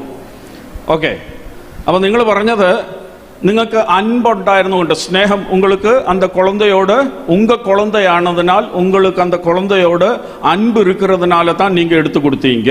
அப்புறம் அது உங்களோட கடமையானதுனால நீங்க அதை செய்தீங்க. உங்ககிட்ட அந்த குழந்தை வந்து கேட்டதுனால நீங்க செய்தீங்க. இதெல்லாம் நல்ல மறுபடியா. പക്ഷേ ஏன் இந்த அம்மா இதை எடுத்து கொடுத்தது என்று சொன்னால், இப்போ லாஸ்ட் പറഞ്ഞതുപോലെ அந்த குழந்தை வந்து 2 வயதுள்ள குழந்தைக்கு தானே போய் தண்ணி எடுத்து குடிக்க முடியாது. ஏன்னா அவள் சின்ன குழந்தை, கிளாஸ் எங்கே இருக்கு, தண்ணி எங்கே இருந்து எடுக்கணும். அவள் இனி தண்ணி எடுக்க போனா கூட அந்த கலத்தை மொத்தம் கீழே போட்டுடுவாங்க, கிளாஸை உடைச்சி விடுவாங்க. இதெல்லாம் நினைத்து நம்ம என்ன செய்வோம்? அவக்கு அது செய்ய முடியாது, அவக்கு அது செய்கிறதுக்குள்ள அறிவில்லை இல்லைன்னா கழிவில்லை என்று சொல்லி நீங்க போய் அவளுக்காக அந்த தண்ணியை எடுத்து கொடுக்கிறது. அப்பம் அவள் 2 வயதுள்ள சின்ன குழந்தை ஆயதுனால தான் அவள் கேட்ட உடனே நீங்கள் அதை செய்து கொடுத்தது. இதே மாதிரி தான் ஆவிக்குரிய வாழ்க்கையிலே நம் கர்த்தருக்குள்ளே வரும்பொழுது, அது எந்த வயசு பிரச்சனை இல்லை. சிலப்பம் 15வது வயசுல ஆயிருக்கலாம், இல்லைன்னா 32வது வயசுல ஆயிருக்கலாம், இல்லைன்னா 55வது வயசுல ஆயிருக்கலாம். நாம எப்போ ஆண்டவருக்குள்ள வருகிறோமோ அந்த சமயத்தில் நாம் ஒரு சின்ன குழந்தை, ஆவிக்குரிய வாழ்க்கையிலே நாம் சின்ன குழந்தை. அப்ப நமக்கு ஜெபிக்க தெரியாது, என்ன ஜெபிக்கணும், எப்படி ஜெபிக்கணும், இதொன்னும் நமக்கு ரொம்பமா தெரியாது. அதனால நாம் ஆண்டவர்கிட்ட எல்லாம் கேட்போம். ஆண்டவரே எனக்கு அது செய்து தரணும், எனக்கு இது செய்து தரணும், அப்படி வேணும், இப்படி வேணும், எல்லாம் நாம் போய் கேட்போம். அப்ப ஆண்டவர் அதெல்லாம் செய்து தந்து கொண்டே இருப்பார். ஏனென்றால் நம்ம சின்ன குழந்தை. அப்ப இதே மாதிரி கேட்கும் போது ஆண்டவர் கொடுப்பார். ஆனால் ஆண்டவர் அந்த வசனத்துல கேளுங்கள் உங்களுக்கு கிடைக்கப்படும் என்று சொல்லி அங்க அதை நிறுத்தி விடவில்லை. அவர் அடுத்த ஒரு அளவை சொல்லிவிட்டார். என்ன சொன்னார்? தேடுங்கள் நீங்கள் கண்டெத்துவீர்கள் என்று சொல்லி அடுத்த ஒரு அளவை அவர் சொல்லுகிறார். அப்ப நான் அந்த வசனத்தை தியானிச்ச பொழுது என் மனதில் வந்த கேள்வி இதுதான். முதல் லெவல் ஆகின கேட்கிற அளவுக்கு, அதாவது கேளுங்கள் உங்களுக்கு கிடைக்கும் என்று சொன்ன அளவில் எல்லாம் கிடைக்கும் என்றால் ஏன் தேடுகிறதுக்காக ஆண்டவர் சொன்னார்? புரியுதா உங்களுக்கு? என் தமிழ் புரியுதா உங்களுக்கு? இல்லைன்னா நேற்று பாஸ்டர் சொன்ன மாதிரி ஆங்கிலத்தில் சொல்றேன். അപ്പം എന്റെ മനസ്സിൽ വന്ന ചോദ്യം ഇതാ, ചോദിപ്പീൻ അല്ലെങ്കിൽ യാചിപ്പീൻ നിങ്ങൾക്ക് കിട്ടും എന്ന് പറഞ്ഞ അളവിൽ എല്ലാം കിട്ടുമായിരുന്നെങ്കിൽ പിന്നെ എന്തിനാ അന്വേഷിക്കുവാൻ പറഞ്ഞത്? അപ്പൊ എനിക്ക് മനസ്സിലായി, എല്ലാം ചോദിക്കുന്നിടത്ത് കിട്ടത്തില്ല, ചിലത് അന്വേഷിച്ചെങ്കിലേ കിട്ടത്തുള്ളൂ. ചിലത് തേടിനാൽ താൻ கிடைக்கும். எல்லாம் கேட்கிற அளவில் எல்லாம் கிடைக்கிறது. அப்ப தேடுகிற அளவில் கிடைக்கிறது என்ன என்று பார்க்கலாம். வாசியுங்கள் மத்தேயு எழுதிய சுவிசேஷம் 6வது அதிகாரம், அது 33வது வசனம். ரொம்ப தெரிகிற வசனம் தான். முதலாவது தேவனுடைய ராஜ்யத்தையும் அவருடைய நீதியையும் தேடுங்கள், அப்பொழுது இவைகள் எல்லாம் உங்களுக்கு. பாருங்கள், அங்க என்ன சொல்லுகிறார் தேவன்?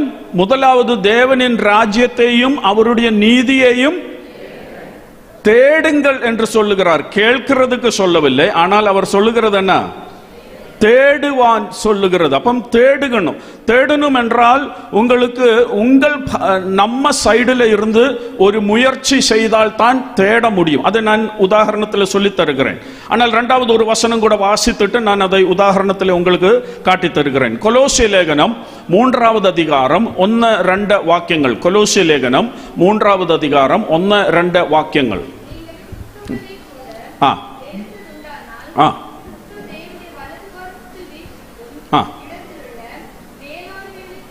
மேலானவைகளை தேடுங்கள். அடுத்த பூமியில் உள்ளவைகளை அல்ல,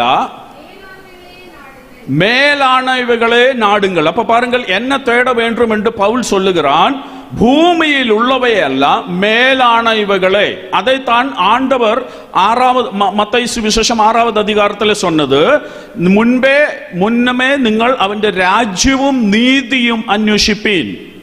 അപ്പം അന്വേഷിക്കുന്നത്, തേടുகிறது ആവിക്കുரிய കാര്യങ്ങൾ, உலகத்தின் காரியங்கள் அல்ல. உலகத்தின் காரியங்களை கேட்கிறதை பற்றி தான் மத்தேயு சுவிசேஷம் 6வது அதிகாரத்தில் கர்த்தர் சொன்னது.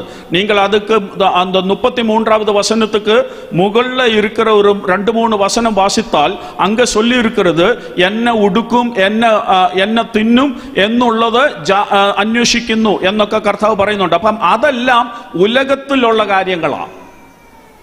അതാണ് ചോദിക്കുന്നത്. പക്ഷേ தேடுന്നത് உயரத்திலே காரியங்களாம். அப்படி என்றால் நான் சொல்லுகிறேன் அதை என்னவென்று எனக்கு தெரிஞ்ச அளவுக்கு சொல்லுகிறேன். ஆண்டவரே, நேத்துக்கு வரையும் எனக்கு 10 மினிட் தான் ஜெபிக்க முடியும். ஆனால் இன்னையில இருந்து ஒரு அரை மணி நேரம் ஜெபிக்கிறதுக்காக கிருபை தர வேண்டும். அடுத்த ஒரு 2 மாசம் பொறுத்து அப்புறம் நான் ஜெபிக்கிறேன். ஆண்டவரே, இப்ப எனக்கு அரை மணி நேரம் தான் ஜெபிக்க முடியுது. ஆனா உமது சமூகத்தில் இருக்கிறது ரொம்ப ஆசீர்வாதம் என்று தெரிஞ்சு கொண்டு எனக்கு 1 மணி நேரம் கூட உட்கார எனக்கு கிருபை தர வேண்டும். ஆண்டவரே, பல தவணை நான் வசனத்தை வாசித்திருக்கிறேன், ஆனா எனக்கு ஒண்ணுமே புரிகிறதில்லை. இன்னைக்கு நான் இந்த வசனத்தை வாசிக்கும் பொழுது உமது ஆவியானவர் எனக்கு கத்து கொடுக்கணுமே, இதனுடைய சத்தியங்களை தெரிகிறதுக்காக என் மனதை, என் கண்ணை துறக்கணுமே என்று கேட்கிறது. அதுதான் ஆவிக்குரிய காரியங்கள், அதுதான் தேவனின் ராஜ்யத்தின் காரியங்கள். இன்னும் சொல்லுகிறேன், ஆண்டவரே, நான் ரட்சிக்கப்பட்டுட்டு, நான் ஞான ஸ்நானம் எடுத்துட்டு, நான் பரிசுத்தாத்ம ஸ்நானம் പ്രാപിച്ചിട്ട് 15 വർഷമായി ഇതുവരയ്ക്കും ഒരാളോട് പോലും യേശുവിനെ പറ്റി ഞാൻ പറഞ്ഞിട്ടില്ല. പക്ഷെ എനിക്ക് ഇനിയുമെങ്കിലും ഒരാളോടെങ്കിലും എനിക്ക് യേശുവിനെ കുറിച്ചൊന്ന് പറയണം. എനിക്കതിനുള്ള കൃപ തരണം. ഇതാണ് ആവിക്കുரிய കാര്യങ്ങൾ, ഇതാണ് ദൈവരാജ്യത്തിൻ്റെ കാര്യങ്ങൾ, ഇതാണ് ഉയരത്തിലെ കാര്യങ്ങൾ. അതാണ് പൗലോസും യേശു ക്രിസ്തുവും പറഞ്ഞത്. ഇത് നമ്മൾ തേടണമെങ്കിൽ നമ്മുടെ ഭാഗത്തു നിന്നൊരു ശ്രമം വേണം. മറ്റേത് ചുമ്മാ അങ്ങോട്ട് ചെന്ന് ചോദിച്ചാൽ മതി, കർത്താവേ അത് വേണം, ഇത് വേണം, ആണ്ടവരെ അത് കൊടുങ്ക, ഇത് കൊടുങ്ക എന്ന് കേട്ടാ പോതും. ஆனால் இது வந்து தேடணும் என்றால் என்னுடைய சைடில் இருந்து ஒரு முயற்சி செய்ய வேண்டும். நான் உதாரணத்தில் சொல்ல போகிறேன். பாருங்க, முன்பே ഞാൻ പറഞ്ഞ உங்க வீட்டில் இருக்கிற 2 வயதுள்ள குழந்தை, உங்க மகள், ഇപ്പം 20 വർഷം പുറത്തു വിട്ടത്. ഇപ്പൊ അവക്ക് എവ്വളോ വയസ്സ്? 22 വയസ്സായിട്ട്. 22 വയസ്സാണ് உங்க மகள். ஒரு நாள் நீங்க பழைய மாதிரி வேலை செய்து கொண்டு அடுக்கலையில் சமையல் எல்லாம் செய்து கொண்டு இருக்கிறீங்க. இப்போ 20 வருஷம் போனதோடு கூடி உங்களுக்கு நடுவலி இருக்குது, முட்டு வலி இருக்குது, തലവേദനയുണ്ട്, ഇതെല്ലാം ഉണ്ട്. അപ്പം നിങ്ങളും പ്രായമായി, ക്ഷീണമായി. എങ്കിലും നിങ്ങളുടെ ജോലിയൊക്കെ തീർത്ത് പഴയതുപോലെ 12 മണിയായപ്പോൾ നിങ്ങൾ സോഫായിലോട്ട് വന്നിരുന്നുടനെ 22 വയതുള്ള മകൾ വന്നിട്ട് പറഞ്ഞു, അമ്മ எனக்கு தண்ணி வேணும் என்று சொன்னால் அன்புள்ள அம்மா என்ன செய்வாங்க?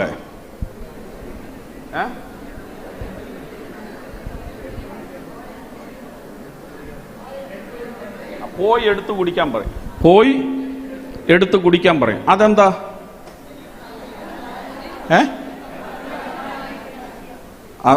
അതൊക്കെ പറയാൻ വരട്ടെ. മുമ്പേ നിങ്ങൾ പറഞ്ഞത് നിങ്ങൾക്ക് അവളോട് അൻപുണ്ടായിരുന്നുകൊണ്ടാണ് നിങ്ങൾ എടുത്തു കൊടുത്തത്. ഇപ്പോഴും അത് നിങ്ങളുടെ മോള് തന്നെയല്ലയോ ഇത്? അൻപല്ലോ അങ്ങ് പോയോ? മുമ്പേ നിങ്ങൾ പറഞ്ഞു നിങ്ങളുടെ കർത്തവ്യമാണെന്ന് പറഞ്ഞു, നിങ്ങളുടെ കടമയാണെന്ന് പറഞ്ഞു. ഇപ്പൊ നിങ്ങൾക്ക് കടമയില്ലയോ മോളോട്?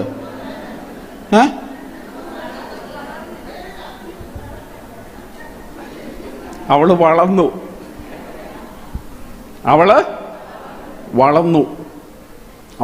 ഇപ്പൊ 22 വയസ്സുള്ള മകളാ. കുലശേഖരത്തുള്ള നിങ്ങളൊക്കെ നല്ല അമ്മമാരാ. നിങ്ങൾ എന്തോ പറഞ്ഞത്? പോയി എടുത്തു കുടിക്കാൻ പറഞ്ഞല്ലയോ? ഞങ്ങൾ റാന്നിയിലുള്ളവർ ഞങ്ങൾ എന്തോ പറയുമെന്ന് അറിയാമോ? നിനക്ക് വേണേൽ നീ പോയി എടുത്തു കുടിക്കെന്ന് പറയും. എന്ന് പറഞ്ഞാൽ അത് എൻ്റെ ആവശ്യമല്ല, നിന്റെ ആവശ്യമാണ്. നീ വേണേ പോയി എടുത്തു കുടിക്കാൻ പറയും. നിങ്ങളൊക്കെ നല്ല ആൾക്കാരെ, ഞങ്ങളുടെ ഭാഷ പഠിക്കല്ലേ. നിങ്ങളുടെ ഇപ്പൊ പറഞ്ഞതൊക്കെ പറഞ്ഞാൽ മതി, കൂടുതലൊന്നും ഇനി നിങ്ങൾ പറയണ്ട. അപ്പൊ ഞങ്ങൾ പറയും വേണേ പോയി എടുത്തുകൂടി. അപ്പൊ ഇവളെന്തോ ചെയ്യും? ഇവള് അടുക്കളയിൽ ചെല്ലും. അടുക്കളയിൽ ചെന്നിട്ട് കബോർഡ് ആദ്യം തുറന്നു നോക്കും. വെള്ളം കുടിക്കുന്ന ഗ്ലാസ് വേണമല്ലോ, ഗ്ലാസ് വേണ്ടേ? അപ്പം കബോർഡ് ചെന്ന് തുറന്നു നോക്കുമ്പോൾ ആദ്യം നോക്കുമ്പോൾ അവിടെ ഐസ്ക്രീം കൊടുക്കുന്ന കപ്പ് അവിടെ ഇരിപ്പുണ്ട്. അപ്പം അതെടുക്കാൻ ഒക്കത്തില്ല. പിന്നെ അപ്പുറത്ത് നോക്കുമ്പം വേറെ ജ്യൂസ് എടുക്കുന്ന ഗ്ലാസ് ഇരിപ്പുണ്ട്, അതെടുക്കാൻ ഒക്കത്തില്ല. പിന്നെ അപ്പുറത്ത് നോക്കുമ്പം പാല് കാച്ചുന്ന പാത്രം ഇരിപ്പുണ്ട്, അതെടുക്കാൻ ഒക്കത്തില്ല. പിന്നെ ഇപ്പുറത്ത് നോക്കുമ്പം കഞ്ഞി വെക്കുന്ന പാത്രം ഇരിപ്പുണ്ട്, അതെടുക്കാനൊക്കെ. ഇങ്ങനെ തപ്പി കുടിക്കുന്ന ഗ്ലാസ് എവിടെ ഇരിക്കുന്നെന്ന് വെള്ളം കുടിക്കുന്ന ഗ്ലാസ് എവിടെ ഇരിക്കുന്നെന്ന് കണ്ടുപിടിച്ച് ആ ഗ്ലാസ് എടുക്കണം, ഇല്ലയോ? അപ്പോൾ അവിടെ ഭാഗത്തുനിന്ന് ഒരു ശ്രമം വേണം. ഇനി അവൾ വെള്ളത്തിൻ്റെ അടുത്ത് ചെന്നു. ആദ്യം ചെന്നപ്പോൾ ആദ്യത്തെ ഒരു കലം വെള്ളം ഇരിക്കുന്നു, അത് പാത്രം കഴുകാൻ വെച്ചിരിക്കുന്ന വെള്ളമാണ്, അതെടുക്കാനൊക്കത്തില്ല. അടുത്തത് അവൾ നോക്കി, അത് കുക്ക് ചെയ്യാൻ, പാചകം ചെയ്യാൻ, സமையൽ ചെയ്യാൻ വെച്ചിരിക്കുന്ന വെള്ളമാണ്, അതെടുക്കാനൊക്കത്തില്ല. അടുത്തത് അവൾ നോക്കി, അത് പശുവിന് കൊടുക്കാൻ വെച്ചിരിക്കുന്ന കാടി വെള്ളമാണ്, അതും എടുക്കാനൊക്കത്തില്ല. അടുത്തത് അവള് പൊക്കി നോക്കി. അന്നേരമാ കുടിക്കുന്ന വെള്ളം കണ്ടത്. അപ്പൊ ഇതിനൊരു ശ്രമം വേണോ? വേണം. അപ്പം അന്വേഷിച്ച് കണ്ടുപിടിക്കണമെങ്കിൽ എന്തോ വേണം? നമ്മുടെ ഭാഗത്തുനിന്ന് ഒരു മുയற்சி വേണം. கேட்கிற மாதிரி அவ்வளோ ஈஸியாக தேடும் பொழுது கிடைக்காது. அதுக்காக நீங்க ஆண்டவர் சமூகத்தில் போய் இருந்து ஆண்டவரோடு ஆத்மார்த்தமாய் ஜெபிக்கணும். ஆண்டவரே என் கண்களை துறக்கணும், ஆண்டவரே ஜெபிக்கிற ஆவியினால் என்னை நிரப்ப வேண்டும். அதுக்காக நீங்க முயற்சி செய்து, அதுக்கு தான் உபவாச ஜெபமும். உங்கள் தனிப்பட்ட வாழ்க்கையில நீங்கள் அதுக்காக ஜெபிக்கிறதுக்காக சம நேரத்தை கண்டத்த வேண்டும். நேரம் உங்களுக்கு அனுகூலமாக வராது, நீங்கள் அதை கண்டத்தணும். அது ஒரு முயற்சி செய்தால் தான் அது செய்ய முடியும். അപ്പം ഉയരത്തിലെ കാര്യങ്ങളാണ് അന്വേഷിക്കുന്നത്, ഭൂമിയിലുള്ളതല്ല. അത് ചോദിക്കുന്നതാ. ഭൂമിയിലുള്ളതെല്ലാം ചോദിക്കുന്നു, പക്ഷെ ഉയരത്തിലുള്ളത് അന്വേഷിക്കണം. അപ്പൊ ആവിക്കുரிய வாழ்க்கையின் உயர்ச்சைக்காக என்னெல்லாம் வேணுமோ அதெல்லாம் நீங்கள் தேடினால் தான் கிடைக்கும். பாக்கியெல்லாம் உங்களுக்கு இங்க கிடைக்கும். ஆனால் நான் அதையும் படித்து விட்ட பொழுது ஆண்டவர் சொல்லுகிறார், அங்கேயும் நிற்க கூடாது, இன்னும் ஒரு அளவு இருக்கு. எல்லாம் உனக்கு கேட்கும் பொழுதும் தேடும் பொழுதும் கிடைக்காது. அது இந்த ரெண்டு அளவிலேயும் கிடைக்காத ஒரு அளவு இருக்கு, மூன்றாவது ஒரு அளவு இருக்கு. அதுதான் தட்டுங்கள் உங்களுக்கு திறக்கப்படும். அந்த அளவு இருக்குது என்று ஆண்டவர் சொன்னார். அப்ப நான் கேட்டேன், ஆண்டவர் அது என்ன? அது அந்த அளவுல என்ன கிடைக்கிறது? இப்ப முதல் அளவுல பூமியில வேண்டதெல்லாம் தந்துட்டீங்க, ரெண்டாவது அளவுல எனக்கு ஆவிக்குரிய வாழ்க்கைக்கு வேண்டதெல்லாம் தந்துட்டீங்க, இதுக்கு அப்புறமா இன்னும் என்ன இருக்குது என்று கேட்டேன். அப்ப ஆண்டவர் சொல்லி கொடுத்தார், மூன்றாவது ஒரு அளவு இருக்கு, தட்டுங்கள் திறக்கப்படும். அதை நான் ஒரு உதாரணத்தில் சொல்லி தருகிறேன். நான் முன்பே പറഞ്ഞ പോലെ, நான் ஒரு நாள் ராணியில இருந்து செல்வின் பாஸ்டரை பார்க்கறதுக்காக கோடியூருக்கு வருகிறேன். நான் கோடியூருக்கு வரும்பொழுது வண்டி ஏறி நான் வந்து கொண்டு இருக்கும்போது என் மனதில் ஒரு நிகமனம் இருக்கு. நான் செல்வின் பாஸ்டர் வீட்டில் வந்து அந்த காலிங் பெல் அடிக்கும் பொழுது, அன்னைக்கு காலிங் பெல் இல்லை, அதனால தான் ஆண்டவர் தட்டுங்கள் என்று சொன்னது. அதுக்கு பதிலாகத்தான் இப்போ வந்து காலிங் பெல். சரி, நான் வந்து காலிங் பெல் அடிக்கும் பொழுது என் மனதில் இருக்கிற நிகமனம் என்னவென்றால், நான் பெல் அடிக்கும் பொழுது செல்வின் பாஸ்டர் வந்து வாசலை திறப்பார். அவர் வந்து வாசல் திறப்பார். வாசல் திறந்த உடனே, என்னை பார்த்த உடனே அவர் என்ன சொல்லுவார்? பிரைஸ் தி லார்ட், உள்ள வாங்க என்று சொல்லுவார். இல்லையா? அப்படிதானே? பிரைஸ் தி லார்ட், பாஸ்டர் பார்த்ததுல ரொம்ப சந்தோஷம், உள்ள வாங்க என்று சொல்லி என்ன உள்ள கூப்பிடுவார். சரி, இதை மனசுல கண்டுகொண்டு தான் நான் வருகிறேன். நான் வந்த மாதிரி 6 மணி நேரம் பயணம் செய்து யாத்திரை செய்து கோடியூரில் செல்வின் பாஸ்டர் வீட்டில் வந்து நான் பெல் அடித்தேன். பெல் அடித்த பொழுது நான் எதிர்பார்த்த மாதிரியே செல்வின் பாஸ்டர் வந்து வாசலை திறந்தார். வாசலை திறந்த உடனே அவர் என்னை பார்த்துட்டு சொன்னார், பாஸ்டர் பிரைஸ் தி லார்ட், ரொம்ப சந்தோஷம், ரொம்ப நாளா அப்புறமா பொறுத்து தானே பார்க்கறது, ரொம்ப சந்தோஷமா இருக்குது, நல்லா இருக்கிறீங்களா, உள்ள வாங்க பேசலாம், உட்காருங்க எல்லாம் சொல்லி அவர் நான் நினைத்த மாதிரியே அவர் சொன்னார். ஆனால் அவர் அது சொல்லும் பொழுது நான் அங்கே வெளியில் நின்றுட்டு நான் சொல்லுகிறேன், இல்லை பாஸ்டர் பரவாயில்லை, நீங்கள் நல்லா இருக்கிறீங்க இல்லையா, குடும்பத்தில் எல்லாரும் நல்லா இருக்கிறாங்க இல்லையா, சர்ச்சில் எல்லாரும் சந்தோஷமாக இருக்கிறாங்க இல்லையா, எல்லாரும் சந்தோஷம் தானே, ஊரில் நானும் நல்லா இருக்கிறேன், என் மனைவியும் நல்லா இருக்கிறாங்க, என் மகனும் நல்லா இருக்கிறாங்க, நானும் நல்ல சந்தோஷமாக இருக்கிறேன், நான் வந்த வண்டியிலே நான் திரும்பி போகிறேன், நான் உள்ளே வர்றதில்லை, நான் அப்படியே போகிறேன் என்று சொல்லி நான் உள்ளே ஏறாமல் 6 மணி நேரம் யாத்திரை செய்து இவ்வளோ வர வந்துட்டு இவ்வளோ சொல்லிட்டு அவர் உள்ள வர்றதுக்கு கூப்பிட்ட பொழுது நான் உள்ள போகாமல் இவ்வளவு சொல்லிட்டு நான் திரும்பி போனா நீங்க என்ன சொல்லுவீங்க?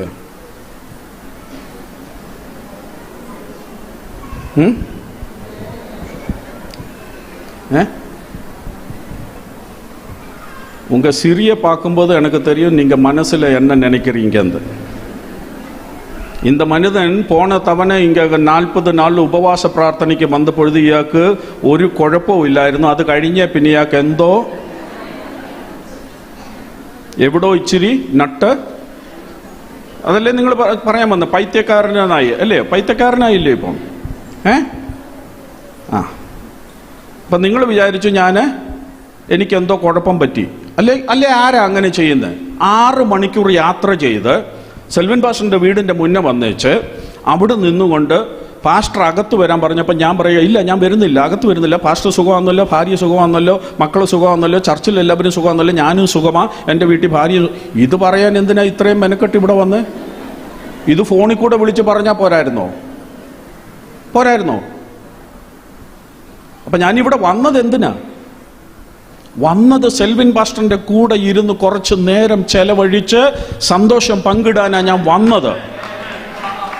പക്ഷെ അത് ചെയ്യാതെ എനിക്ക് പറയാനുള്ളതെല്ലാം പറഞ്ഞേച്ച് അദ്ദേഹത്തിന് പറയാനുള്ളതൊന്നും കേൾക്കാതെ ഞാൻ തിരിച്ചു പോയപ്പോഴാണ് നിങ്ങൾ പറഞ്ഞത് ഞാൻ വട്ടനാന്ന് പറഞ്ഞു, എനിക്ക് തലയ്ക്ക് കുഴപ്പമുണ്ടെന്ന് നിങ്ങൾ പറഞ്ഞു. അതവിടെ നിൽക്കട്ടെ, ഞാൻ ഇനിയും ചോദിക്കാം.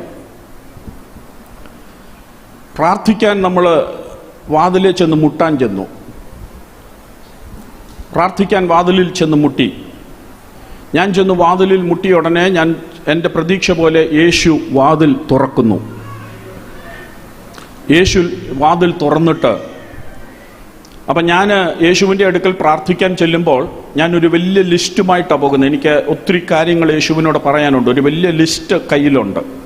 இந்த பெரிய லிஸ்ட்டுமாய் தான் நான் ஆண்டவர்கிட்ட போகிறது. அங்கே போய் வாசலில் முட்டுறேன். ஆண்டவர் வாசலை திறக்கிறார். வாசலை திறந்த உடனே என்னை பார்த்து ஆண்டவர் சொல்லுகிறார், மகனே உள்ள வா. அப்போ நான் உள்ளே ஏறி செல்லுகிறேன். உள்ளே ஏறி செல்லும் பொழுது நான் அங்கே பார்க்கிறது பெரிய மகிமை. அங்கே பெரிய ஆராதனை நடக்கிறது. அங்கே பெரிய வெளிச்சம், യേശുവിൻ്റെ ശോഭ, യേശുവിൻ്റെ മഹത്വം, ദൂതന്മാർ ആരാധിക്കുന്നു.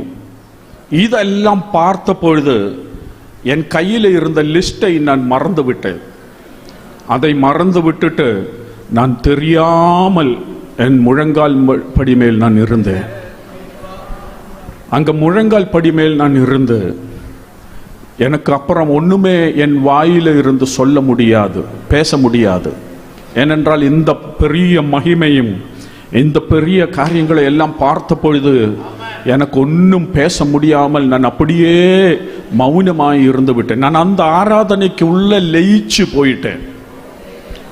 ഞാൻ അറിയാமல் ഇങ്ങനെ കണ്ണും അടച്ചങ്ങിരിക്കുക. കണ്ണു തുറക്കാൻ പോലും പറ്റുന്നില്ല. കാരണം അതുപോലെ പ്രകാശമാണ് അവിടെ, അതുപോലെ തേജസ്സ. അപ്പം എനിക്ക് കണ്ണു തുറക്കാൻ പോലും പറ്റുന്നില്ല. ഞാൻ അറിയാതെ അവിടെ ഇങ്ങനെ നിന്നു. ഒന്നും മിണ്ടാൻ പറ്റുന്നില്ല. മിണ്ടാൻ പറ്റാതെ ഞാൻ ആരാധനയ്ക്ക് അകത്തങ്ങ് ലയിച്ചു പോയി. എന്തെങ്കിലും ഞാൻ പറയുന്നുണ്ടെങ്കിൽ അത് യേശുവിനെയും ദൈവത്തെയും മഹത്വപ്പെടുത്തുന്ന കാര്യങ്ങൾ മാത്രമാണ്. ആരാധന മാത്രമാണ് എൻ്റെ അധരത്തിൽ നിന്ന് പുറത്തു വരുന്നത്. ഇത് പറയാനല്ല ഞാൻ അങ്ങോട്ട് പോയത്. ഞാൻ പോയത് എൻ്റെ ലിസ്റ്റിലുള്ള കാര്യങ്ങൾ പറയാനാണ് പോയത്. പക്ഷെ അതെല്ലാം ഞാൻ മറന്നു. അത് മറന്നിട്ട് ഞാൻ ഈ ആരാധനയ്ക്കകത്ത് ലയിച്ചു. എൻ്റെ കാര്യങ്ങളൊന്നും എനിക്ക് പറയാൻ പറ്റിയില്ല. അങ്ങനെ ഞാൻ ആരാധനയ്ക്കകത്ത് ലയിച്ച് ഇങ്ങനെ ഇരിക്കുമ്പോൾ കുറച്ച് കഴിഞ്ഞപ്പോൾ എൻ്റെ തോളിൽ വന്ന് യേശു തട്ടുന്നു. എൻ്റെ തോളിൽ വന്ന് യേശു തട്ടിയിട്ട് യേശു എന്നോട് ഇങ്ങോട്ട് സംസാരിക്കാൻ തുടങ്ങി. യേശു ഇങ്ങോട്ട് സംസാരിക്കാൻ തുടങ്ങി. എന്നോട് എൻ്റെ കാര്യങ്ങൾ പലതും, ഇനി നാളുകളിൽ നടക്കാൻ പോകുന്ന കാര്യങ്ങൾ, ദൈവം ആഗ്രഹിക്കുന്ന കാര്യങ്ങൾ, ഇതൊക്കെ കർത്താവ് ഇങ്ങോട്ട് പറയാൻ തുടങ്ങി.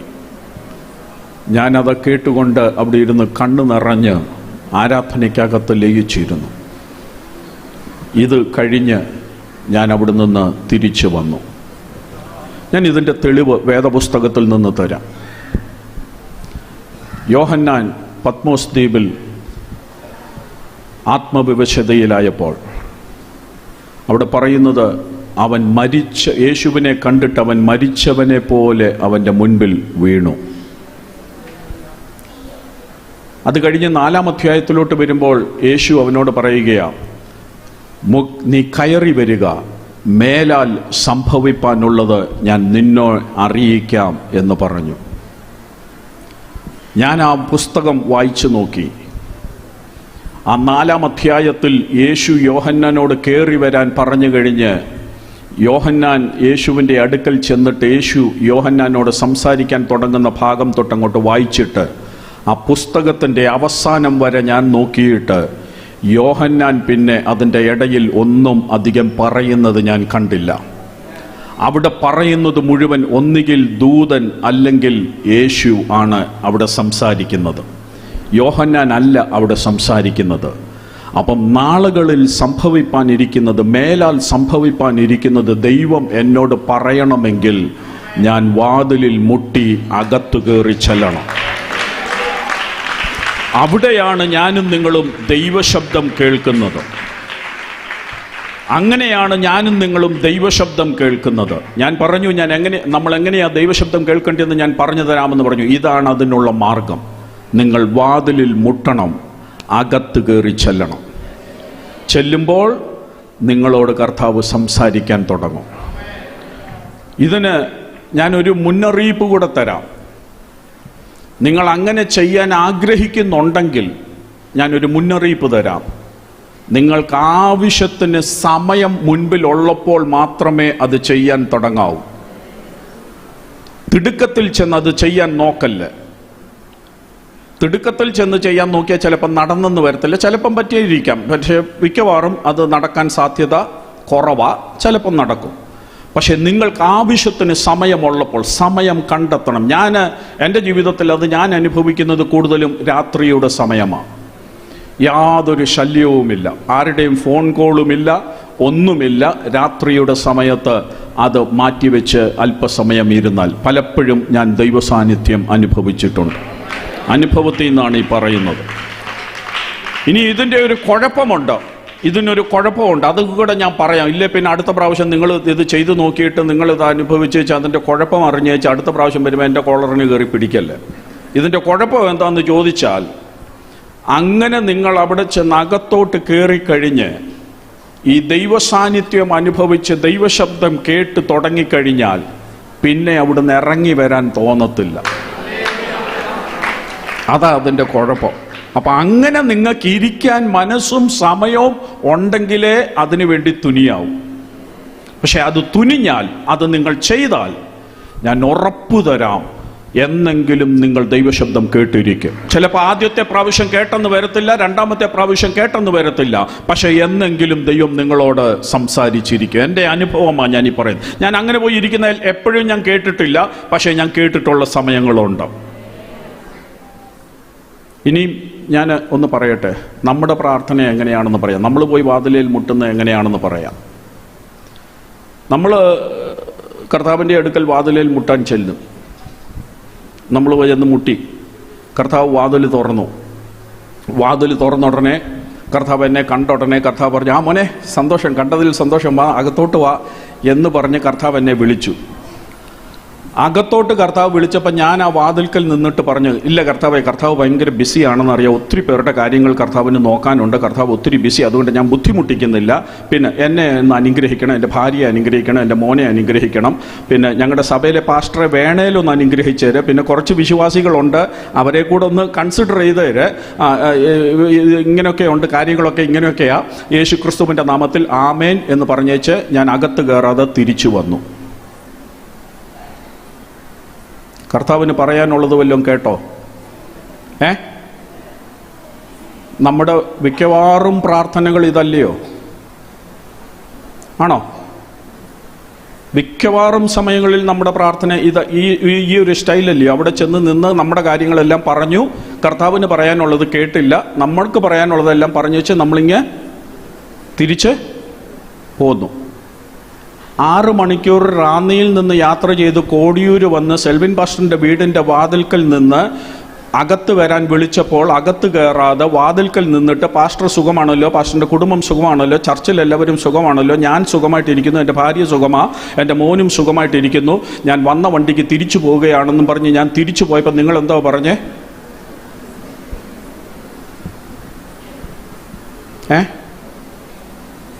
പറഞ്ഞില്ല. നിങ്ങളെന്തോ വിചാരിച്ചേ? ഈ മനുഷ്യൻ എന്തോ കുഴപ്പമുണ്ടെന്ന്. അങ്ങനെയാണെങ്കിൽ ഞാൻ ചോദിക്കട്ടെ, നിങ്ങൾ അവിടെ ചെന്ന് കർത്താവിൻ്റെ അടുക്കൽ വാതിലിൽ മുട്ടി അകത്ത് വരാൻ പറയുന്ന ഉടനെ കർത്താവ് അകത്തോട്ട് വിളിക്കുമ്പോൾ നിങ്ങൾ വാതിൽക്കൽ നിന്നിട്ട് വേണ്ട കർത്താവെ, കർത്താവ് ഭയങ്കര ബിസിയാണെന്നറിയാം, ഒത്തിരി പേരുടെ കാര്യം നോക്കണം, അതുകൊണ്ട് ഞാൻ എൻ്റെ കാര്യം പറഞ്ഞേച്ച് ഞാനങ്ങ് പൊക്കോളാം എന്ന് പറഞ്ഞ് പ്രാർത്ഥനയിൽ നിങ്ങളുടെ കാര്യം മാത്രം അങ്ങോട്ട് പറഞ്ഞേച്ച് ഇങ്ങോട്ട് പറയാനുള്ളതൊന്നും കേൾക്കാതെ നിങ്ങൾ തിരിച്ചു വരുമ്പം കർത്താവ് ഇപ്പം എന്തോ പറയുന്നത്?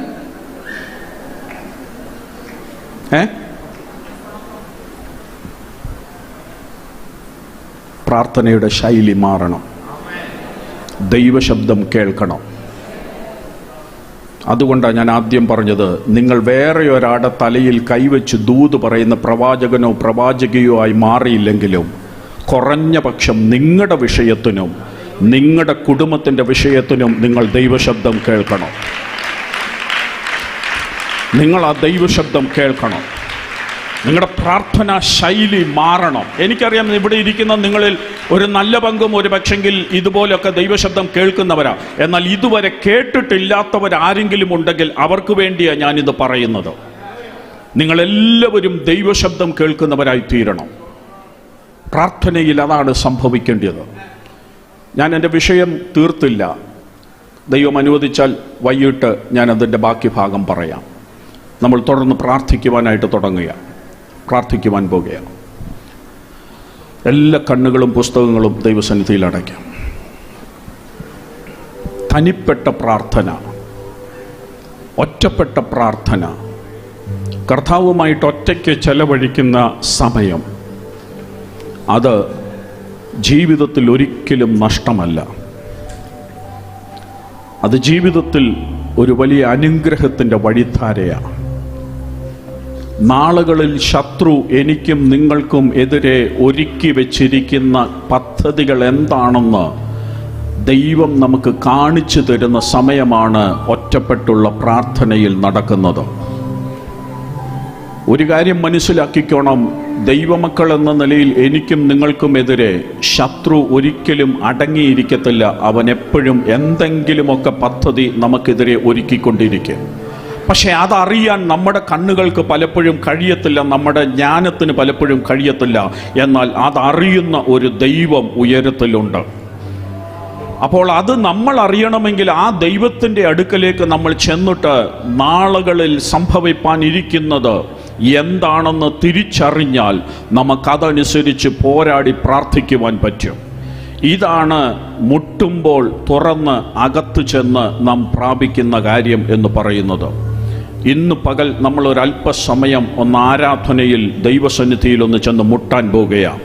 ഇതിൻ്റെ നടുവിൽ ചിലപ്പോൾ നിങ്ങളിൽ ചിലരോട് ദൈവം നേരിട്ട് സംസാരിച്ചെന്നിരിക്കും, ആത്മാവിൽ ദൈവം സംസാരിച്ചെന്നിരിക്കും. ഇല്ലെങ്കിൽ കുറഞ്ഞ പക്ഷം നിങ്ങൾക്ക് അങ്ങോട്ട് കർത്താവിൻ്റെ സന്നിധി വരെ ഒന്ന് കയറിച്ചെന്ന് അവിടെ സ്വർഗത്തിൽ നടക്കുന്ന ആരാധനയ്ക്ക് തുല്യമായ ഒരു ആരാധനയുടെ അനുഭവത്തിലേക്കൊന്ന് കയറി ചെല്ലുവാനെങ്കിലും കഴിഞ്ഞാൽ ഇന്ന് പകൽ നിങ്ങളുടെ വിഷയങ്ങളുടെ മുൻപിൽ ദൈവം പ്രവർത്തിക്കുവാൻ പോകുകയാണ്.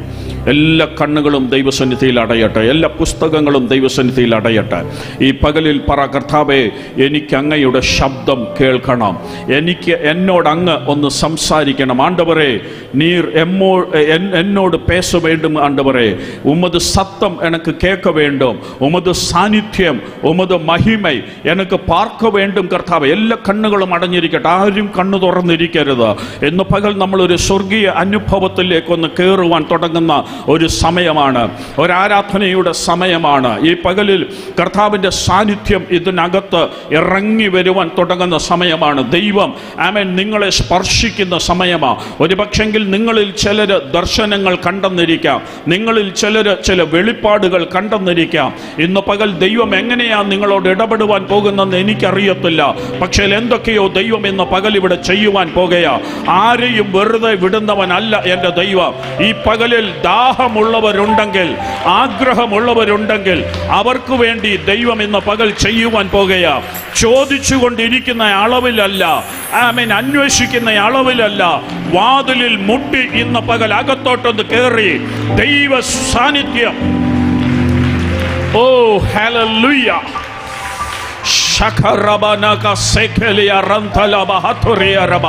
ആത്മാവിൽ എല്ലാവരും ആത്മാവിൽ ആരാധിക്കട്ടെ. അന്യഭാഷ പറഞ്ഞ് ആരാധിക്കുവാൻ കഴിയുന്നവർ, അതിന് കൃപയുള്ളവർ അന്യഭാഷയിൽ മാത്രം ആരാധിക്കട്ടെ. ബാക്കിയുള്ളവർ നിങ്ങളുടെ ഭാഷയിൽ, തമിഴിൽ, നിങ്ങൾക്കറിയാവുന്ന ഭാഷയിൽ നിങ്ങൾ ദൈവത്തെ ആരാധിച്ചു. ആരും ഇന്ന് പകൽ മൗനമായി ഇരിക്കരുത്.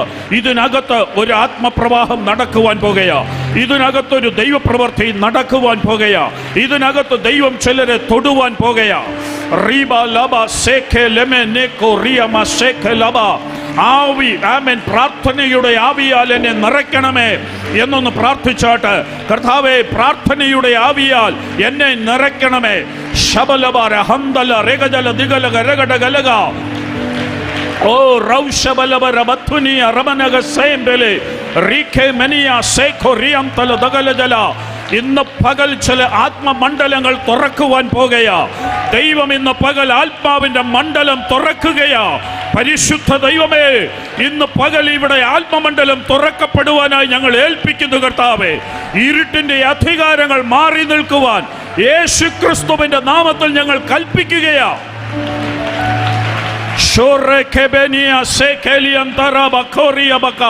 ദൂതന്മാർ ആരാധിക്കുന്ന അനുഭവം, ആമേൻ, ദൂതന്മാർ ആരാധിക്കുന്ന അനുഭവം ഇന്ന് പകൽ ഇതിനകത്ത് വെളിപ്പെടട്ടെ. ഇന്ന് പകൽ ഇതിനകത്ത് വെളിപ്പെടട്ടെ. സ്വർഗീയ ആരാധന ഇന്ന് പകൽ ഇതിനകത്ത് വെളിപ്പെടട്ടെ.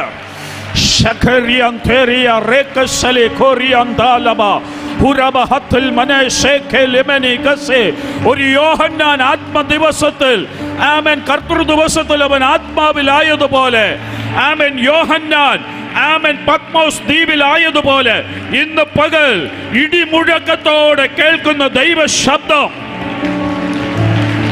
ഓ റൗഷബല ഹതലെ മെഹതലിഗ മനസേ റതലിയ മഹം ഷോറോകോലോ റിയബസേ റിയബഹതൽ മനസേ കെനിയം തോറി കബല ഷൗഡലബഹം തേമെകസേരേ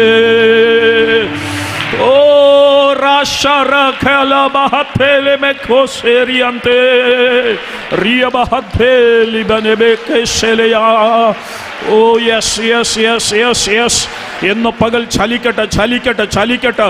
ഈ നദി ഒഴുകുന്നിടത്തെല്ലാം ചലിക്കുന്ന പ്രാണികൾ ജീവിക്കും.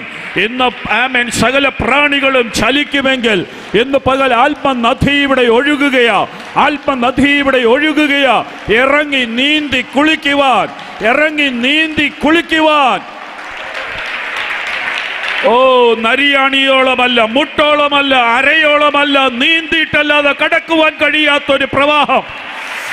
ആഹാ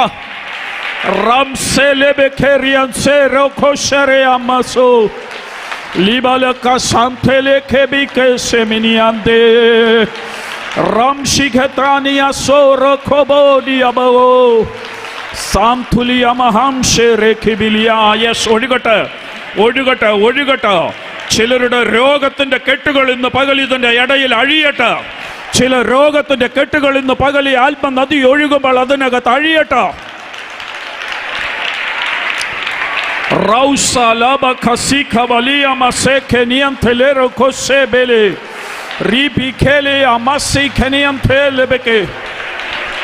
ഒഴുകട്ടെ. ഭാവിക്കെതിരെ കെട്ടിവെച്ച ചില കെട്ടുകൾ ഇന്ന് പകൽ അഴിയട്ടെ. തലമുറകൾക്കെതിരെ കെട്ടിവെച്ച കെട്ടുകൾ ഇന്ന് പകൽ അഴിയട്ടെ. ആത്മാവിൽ അഴിയട്ടെ. നിങ്ങൾ ഇരിക്കുന്നത് ദൈവ സാന്നിധ്യത്തിനകത്ത്. ഒരു ദുഷ്ട പിശാചിനും ഇന്ന് പകൽ ഇവിടെ തൊടുവാൻ കഴിയത്തില്ല. ഒരു പിശാചിന്റെ ശക്തിക്കും ഇന്ന് പകൽ ഇതിന്റെ അകത്ത് വരുവാൻ പറ്റത്തില്ല. നിങ്ങൾ ഇരിക്കുന്നത് തീക്കകത്ത്.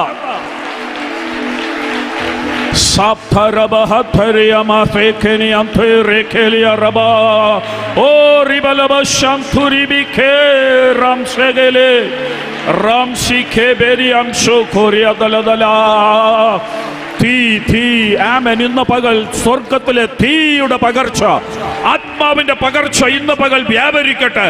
അന്യഭാഷ സംസാരിക്കാത്തവർ ഇന്ന് പകൽ അന്യഭാഷകളിൽ സംസാരിക്കട്ടെ. നാവിന്റെ കെട്ടുകൾ യേശുവിന്റെ നാമത്തിൽ അഴിയട്ടെ. നാവിന്റെ കെട്ടുകൾ യേശുവിന്റെ നാമത്തിൽ അഴിയട്ടെ.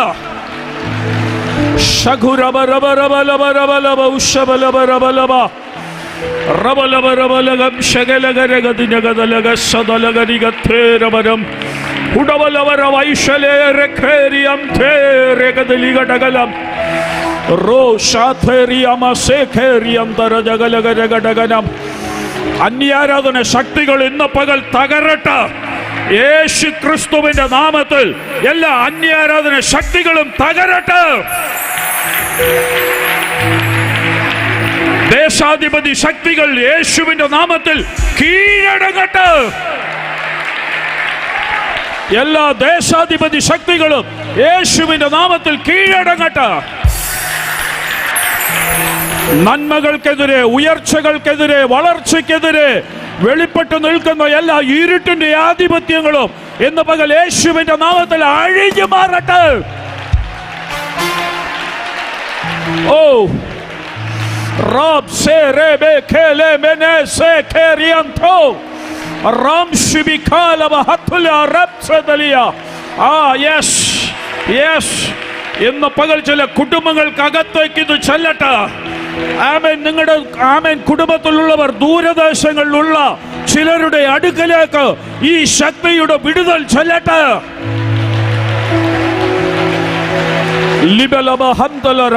പഠിക്കുന്ന കുഞ്ഞുങ്ങളുടെ ബുദ്ധിമണ്ഡലത്തിലേക്ക് ഈ ശക്തിയുടെ വിടുതൽ വ്യാപരിക്കട്ടെ. ഈ കുഞ്ഞുങ്ങളുടെ മേൽ ഈ ദൈവശക്തിയുടെ വിടുതൽ വ്യാപരിക്കട്ടെ.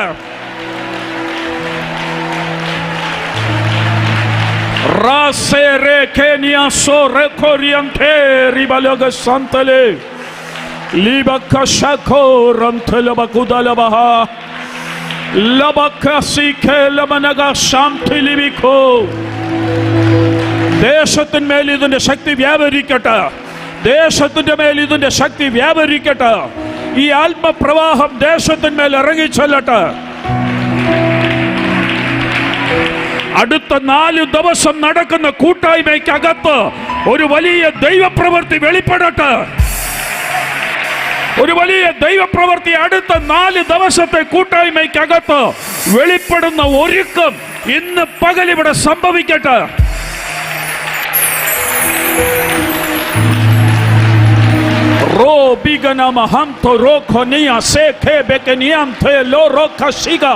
Lamti mike neko sile peke riam mikelianta lampa karaka sokoriante rishe teniante reke bidi setili miko setili bikariam laba namase kalanta ram subikoria masetera ram shudabaravalati labattale ragaja dagalam khadagam tagalam dheeram dheeram vedalkaram അർത്ഥഭാരം ബൗഡം ഭാരം വേഗിത്താരം ദുഃഖം ഭാരം വടകത്തേലം ഉടിയക്കാരാതകരച്ചാര വേദില ഘട്ടം ചൂടിപ്പരക തലകത്തൂരം വടകജകത്തല വട്ടല വേദം. ചില ഞരമ്പുകളിൽ, മാംസപേശികളിൽ, അസ്ഥികളിൽ, ബ്ലഡിന്റെ സെല്ലുകളിൽ ഇന്ന് പകൽ ഈ ശക്തി വ്യാപരിക്കട്ടെ. ഈ ശക്തി വ്യാപരിക്കട്ടെ.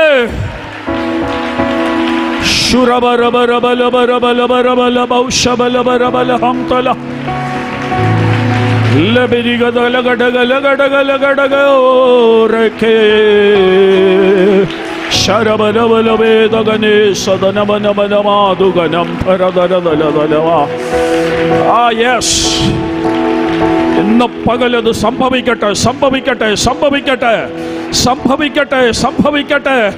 ചില വിടുതലുകൾ സംഭവിക്കട്ടെ. ശരീരങ്ങളിൽ അത് അറിയട്ടെ, ആത്മാവിൽ അത് അറിയട്ടെ, മനസ്സിനകത്ത് അറിയട്ടെ, സാമ്പത്തിക മേഖലകളിൽ അറിയട്ടെ, കുഞ്ഞുങ്ങളുടെ അനുഭവങ്ങളിൽ അറിയട്ടെ, കുടുംബ ബന്ധങ്ങളിൽ അറിയട്ടെ, സഭയുടെ വളർച്ചയിൽ അറിയട്ടെ. റിയബഹത്തെ